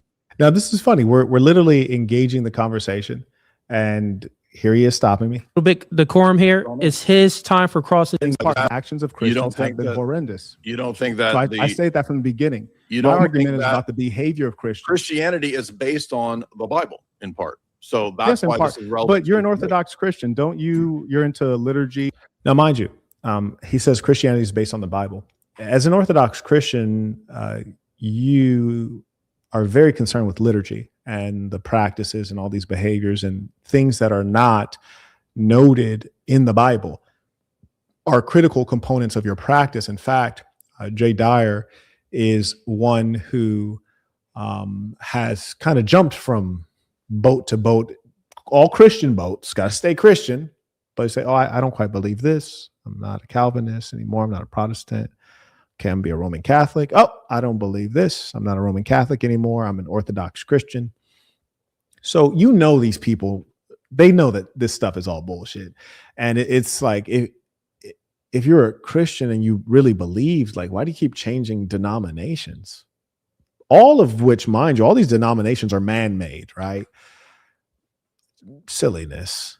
And you're into all of these different I didn't things. say that- Marquett, only real based on quick. the Bible. Real quick, little bit decorum here. It's his time for cross-examination. Sure. So I know that you have a position, but you have to contend with his argument. So go ahead and just restate Yes. what you So wanted to he's contend repeated with. the same question. I'll summarize my It's answer a straw again. man. He You're not asking keeps me repeating questions. the Why are you asking me questions? He's asking me, is the Bible unclear? I say, yes, it is unclear. And then he says, are there parts of the Bible that No, I condone asked slavery? you. And How I say, is it yes, not- there are parts of the Bible that condone How is slavery. it It's very not- well known. Okay, No, real quick, so- Marquett, let him go ahead and restate the position because he's stating that you're doing a straw man. Go Yeah, ahead, The Jay Dyer. question is that he's moving the goalpost, and I'm saying, how are you not committing moving the goalpost fallacy? What was the goalpost being moved? Initially, the claim was the Bible is unclear. I said, then how can you say that? Now, mind you, that was not a claim. I never made an argument against the Bible. And that's what he wants it to be. He wants it to be a scriptural argument. He wants it to be an ideological and a philosophical argument. I've not made any ideological, philosophical, or scriptural arguments. In fact, I'm intentionally avoiding it because your book is fake. So I'm not going to debate the merits of a book that is just made up. It's not the word of God. So I'm not going to treat it as such. The only reference I've made to this book is that people who call themselves Christians use it to justify violently opposing views. So, yeah, I mean, it has to be unclear enough that you can interpret it literally in opposite ways. It has to be. It's a necessity. That's logic. That it condones slavery, and then you retreated to moving the goalpost to say, well, parts of it condone it. Well, if That it's was not unclear, the then initial that's moving claim. the goalpost. The initial statement was that the Bible is used both to justify slavery So it's and unclear. both for abolitionists. That's number So it's one. So that was unclear. the claim. Right. That was so the you claim. admitted unclear. And then you asked me if the Bible is unclear. Right. I said, You said yes, yes. it is unclear. Then you You can't also move the asked goalpost. me if the Bible justifies slavery. And notice the animal-like behavior. Notice the lack of civility, the emotionalism. You notice my calm smoothness, and he's like very just yeah. And it's weird too because we're still on the same question, which I've already answered. I say, yes, it does also justify slavery. If it's And to unclear, give you- then it doesn't. And to help you justify with or the condone. dynamic understanding of this book, which is complex. So he's telling me that the Bible cannot have parts of it that are clear and parts of it that are not clear. He's saying that's not possible. He's saying in one book, it must be monolithically clear or monolithically unclear. That's his claim, which is clearly fallacious. And so I'm explaining, no, part of it can be clear. Another part can be unclear. The Let's go Bible back. has So- parts Okay, where it real is quick, clear, Marquett. I and think there's that parts where Jay it is Dyer unclear. he got time, so I think that he's asking another question for clarity. Go ahead, Jay Dyer. 2 + 2 = 4. And you admitted that there's some people that think 2 + 2 = 5. The fact that people disagree, you admitted, has nothing to do with whether 2 + 2 = 4. It's irrelevant. So the fact that multiple people disagree and your admission that it's unclear doesn't grant you the ability to say, but it condones slavery, because you would have to cancel out the claim. Again, I've never said that it condones slavery. I said that people use it to justify slavery. And when I say people, I'm not talking about individuals. I'm talking about the entire slaveholding South. The entire slaveholding South. I'm talking about the papal authority and the Catholics of Portugal. I'm talking about all of the Orthodox Christian clergy signing off on this. I'm not talking about individual goofballs. So, I mean, and again, you'll notice he's not giving any sources. I'm the only one that's given sources or examples. May I acknowledge, Mason writes, system thinking versus abstract thinking in real time. My goodness. May I acknowledge 10938 writes, he wants it to be a philosophy slug match. Absolutely, clearly does. That's where Dyer shines, indeed. Upsetting the opponent, breaking convo flow, and then claiming victory. 100% what he's trying to do. And it's not working. I'm sticking to what I've said, which causes me to have to repeat myself, even though after repeating myself many times, he just mischaracterizes my position. That it's unclear. You have to argue. That's a non sequitur. No, it's not. Got him. You're fallacious. You're arguing. You did multiple fallacies. You argued that it's unclear and then said, well, but it teaches slavery. How does it teach slavery if it's unclear? You keep it apart. You should ask a new question. You've asked me that many times. I answered. You can accept the answer. So next question is, you said that a collective and real quick, Jay, I'll give you an extended 2 minutes as well. And then a collective isn't made up of individuals. You said that an empire. Okay, now pay attention to this again with the lies. It's just crazy how somebody can lie for this long. This is insane. It was about 3 minutes, actually, to be honest, because I was timing it. So go ahead. So you said that an empire is not made up of individuals, and that a collective isn't made up of individuals. You don't think that's ridiculous? I did not say that. You did. It's crazy. Like bros, like making up lies. You guys have heard me replay the whole damn thing. I did not say that. Utterly ludicrous. That's impossible to say. It's a truism. Does a group have individuals in it? Yes. Once they come together, they're a group, but there are individuals. You add them together. They have something some commonality. It's a group. It's a truism. Who would even argue such a thing? And what is the pertinence to the current topic? Keep lying about that. You absolutely said that.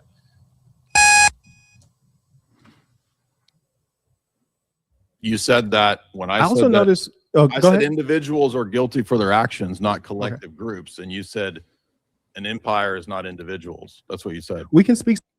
That's correct. An empire is not an individual. Yes, an empire is not an individual. I'm not talking about individuals. I'm talking about empires. This was very deceitful.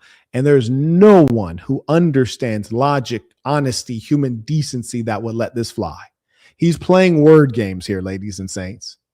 Specifically about Christianity and Christians. I said that when Christianity's used, and you have to ask yourself, why is it that with this Jay Dyer guy, there's so much misunderstanding? You've never, ever seen me have a discussion and there was so much misunderstanding. It has to be intentional. It's his strategy. And that's why he was mad, because it didn't work. That's why at the end of the debate, he's super mad. Very angry the whole time. Because he couldn't get his way, couldn't win. The structures of their church, they use their theology to justify their crimes against humanity, genocide, apartheid, etc. Then yes, we can assign those behaviors to Christianity because it was committed by their church. As a collective? Yes, to their religion. So now you do believe in collective guilt. I noticed that you move from Christianity. You move from Christianity. It's crazy. If I believe in collective guilt, I can just say I believe in collective guilt. Guilt is a thing that you assign to an individual. I'm not talking about individuals. I'm talking about empires. I'm talking about Christianity. I'm talking about assigning the actions of organized Christians, the church, to Christianity. you're So now like the you contradicted apostle again. of Notice how he high-minded contradicted again. He abstraction. said he's You don't not have to doing go to the collective abstract. guilt. We can now discuss he is. specifically the history. Did you say earlier? You don't have to go to the abstract. He's not answering the questions. Did you say earlier that you weren't doing collective guilt, and right now you just said it is collective guilt? Is that not true? Collective guilt was your language. What I said is that You just affirmed it right now. Christians, Did you not just affirm it? 100%. He claimed that I said that in the past. I've never said that because that's not my language. That's your language. That's your claim. You're trying to make an argument using that. I did not accept that at all. I rejected it. Who Did you commit not ills just affirm it? leveraging their church and their structures? Moderator, Marquett, could you, I asked because him we, if he affirmed, he said yeah, collective. could you just answer his question directly? Same thing we did for your, cross-examination. I said no. I already said no. I didn't engage in that. You didn't engage in what? Because you just affirmed that it was collective. You said yes. Are you not understanding? That's a lie. It's strange. Understanding when I speak directly to Christians and Christianity? I asked you, is it collective? And you said yes. And then earlier you said, I'm said not arguing that for collective guilt. when So which one is it? Christians utilize their church to do So it's evil, collective guilt that can be assigned to Christianity. of collective guilt. That can be assigned to Christianity. You're not going and to they leverage the church. Is it collective guilt or not? You've contradicted. You don't understand what I'm saying? Like it's weird because it's like we're talking about Christianity, you're trying to take it away to abstraction. Okay, I don't so understand real what quick. you're asking me. Okay. Jay Dyer, could you explain what collective guilt means? Then maybe we can get a direct answer, the answer that you're looking for. Go ahead. Yeah, throughout the discussion, he's multiple times appealed to Christianity as a whole. In fact, he wanted to go with that by bringing in the Dutch and all the different groups. Christianity as a whole shares. Now, again, this guy's very dishonest because at the very beginning, we agreed on a definition of Christianity. And then he started saying that the Dutch are not Christians when we already defined what it was and that they would, in fact, be included, as would other Protestant varieties. And in fact, the title of the debate itself is about Christianity, not about Orthodox Christianity. So he uses this as a slimy tactic to escape. No true Scotsman fallacy. Shout out to One of None writes, Andrew Wilson needs to control his chick. Oh, impossible. Weak males can never. They got all the high testosterone women. There's guilt, blame. It's a structure. And he even argued that a collective isn't a bunch of individuals, which it is. No, I never argued that because that's nothing to argue. It's a definition. We all know the definition of what a group is and what an individual is. So again, clear lies. Shout out to Daniel supporting the work via PayPal. He writes, Peace of Saints support from Nairobi. Appreciate you. Shout out to Assassin Africa. Ray writes, sorry, Quet. I've seen less hand holding and ass kissing from a grandma and granddaughter on her birthday. You know, he's had more brunches and luncheons with Jay, Rachel, and Andrew in the last 2 weeks than in the last 4 years. Damn. Good Lord. I guess he probably is friends with Andrew Wilson, huh? Because he does host them. Forgot about that. I'm definitely no friend of Andrew Wilson. I think he's a degenerate. And I'm asking, so are you attributing collective guilt, which sin can only be individual? Now, mind you, he's already asked me this question. I've already answered it. This is badgering. This is a tactic. This is badgering. At this point, the moderator should say, damn, are you bringing up collective guilt again? He responded to that question. Next question. Next point. Individuals acting in my argumentation, and I think what the Bible teaches. So he's going to have to show how he gets from individuals to collective guilt, and he's denied it and then just recently affirmed it. So I want to know which one is there collective guilt, and how do you get to that? On what basis? Right. So what's happening is you're attempting to put me within a frame that I'm not operating within. This has nothing to do with collective guilt. On your frame, is there collective you guilt mentioned sin. I'm not talking about sin. I'm talking about the crimes of Christians who operate in and that's an important thing. When he's trying to bring it to the language of sin, this fits within the religious context and creates criteria based on their fictional book, which I'm going to play games with you on your fictional book. So it's a crime. These are crimes. Murder is a crime, punishable in all countries. So we can just talk about that. We can use existing law. We can use international norms. We know that murder is a crime. We know that ethnic cleansing is a crime against humanity. And none of these things need to be defined within your book. And in fact, your book condones a number of these things in actual fact. Organized fashion, leveraging the church, leveraging missionaries, for collective crime? leveraging theology of Christianity, and those crimes can be assigned to the church and assigned to Christianity. Go ahead. Let it go ahead. Jay Dyer, just last minute here. Just restate the question. Let's see if we can get an answer. Is there guilt? And again, I don't know why Cooley's doing that. I don't know what I already answered the question. What do you mean if we can get an answer? There's already been an answer. So that was really bizarre. Collectively for a crime. I don't know what you're talking about. Are you serious? This is Yeah, ridiculous. I don't know what you're talking about. I'm using your term crime. Is there collective? Now that was bizarre. He said, I'm using your terms. No, collective guilt is your term. What are you talking about? Mason writes, Rachel Wilson is loud, rude, and temperamental. Do I need to do a video on her? I think I do. Can someone remind me of that? I'm gonna do a video on Rachel Wilson. Yeah, I'm here for it. Collective guilt for crime. Well, when you say guilt, that usually would be assigned to like a human being. Thank you, an individual. So I'm how are you assigning arguing to Christianity. I'm saying Right. So the funny thing is he thinks somehow he made progress in his nonsensical argument. I said guilt is assigned to individuals, human beings. I'm talking about Christianity. You don't assign guilt to Christianity. Like, for example, when I'm ever out in the world and doing business with a corporation and there's a mistake, if the clerk says, hey, I want to apologize on behalf of the Amazon corporation, I'm like, no, don't apologize. Corporations don't apologize. Corporations pay. You need to make this right financially. You need to pay. You don't apologize. Human beings can apologize because they have emotions and feelings. Corporations don't have emotions and feelings. Just like guilt. Corporations do not feel guilt. So that would not make sense to assign guilt to Christianity. You're trying to personify something that is not a person and cannot be personified. saying that the actions of Christians in an organized fashion, the actions of the church, of missionaries, That's a collective the theology group. that You keep justifies, shifting. that can You be shift assigned to between- Christianity because Okay. they did it as an Hardcore fallacy. organized group of Christians. You're shifting between individuals and collectives, and that's why it's a fallacy. Okay, all right, fellas. That's the end of the cross-examination. Let's hop into open dialogue because it sounds Insanely slow debate with no actual debate having gone on. Insanely slow, and there's been no debate. There's been no light shed on Christianity, and I think that's his goal. And the funny thing is the reason that Christians are willing to debate the veracity of Christianity is because that's really all they have. That's all they have. They like to talk about the gospel. They like to talk about their book because you really can't argue against it to them or to anyone who's fool enough to believe in magic and fairy tales. I mean, what could you argue against? They say their God is all powerful. I'm like, okay, well, why is everyone confused as to which God is the right God? Their God is all powerful. Why didn't he create the Bible in every language and make it easy to understand? Why does it need to be a Bible? Why wasn't it a movie? Why does it need to be a movie? Why didn't he just write it on everyone's heart so that they understand? If your God is so important, why would he want such pathetic, irrelevant, mortal beings to worship him? If he's so great, why does he need to be worshiped? Why do we even exist? Why create a world? Doesn't God have better things to do? It's just utterly ludicrous. It doesn't pass any thoughtful analysis. And when you argue with these people, it's like arguing with someone who slobbers on themselves. It's just not wise. It doesn't mean that they're dumb.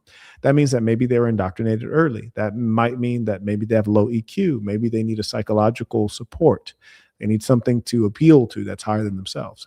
People have different wiring.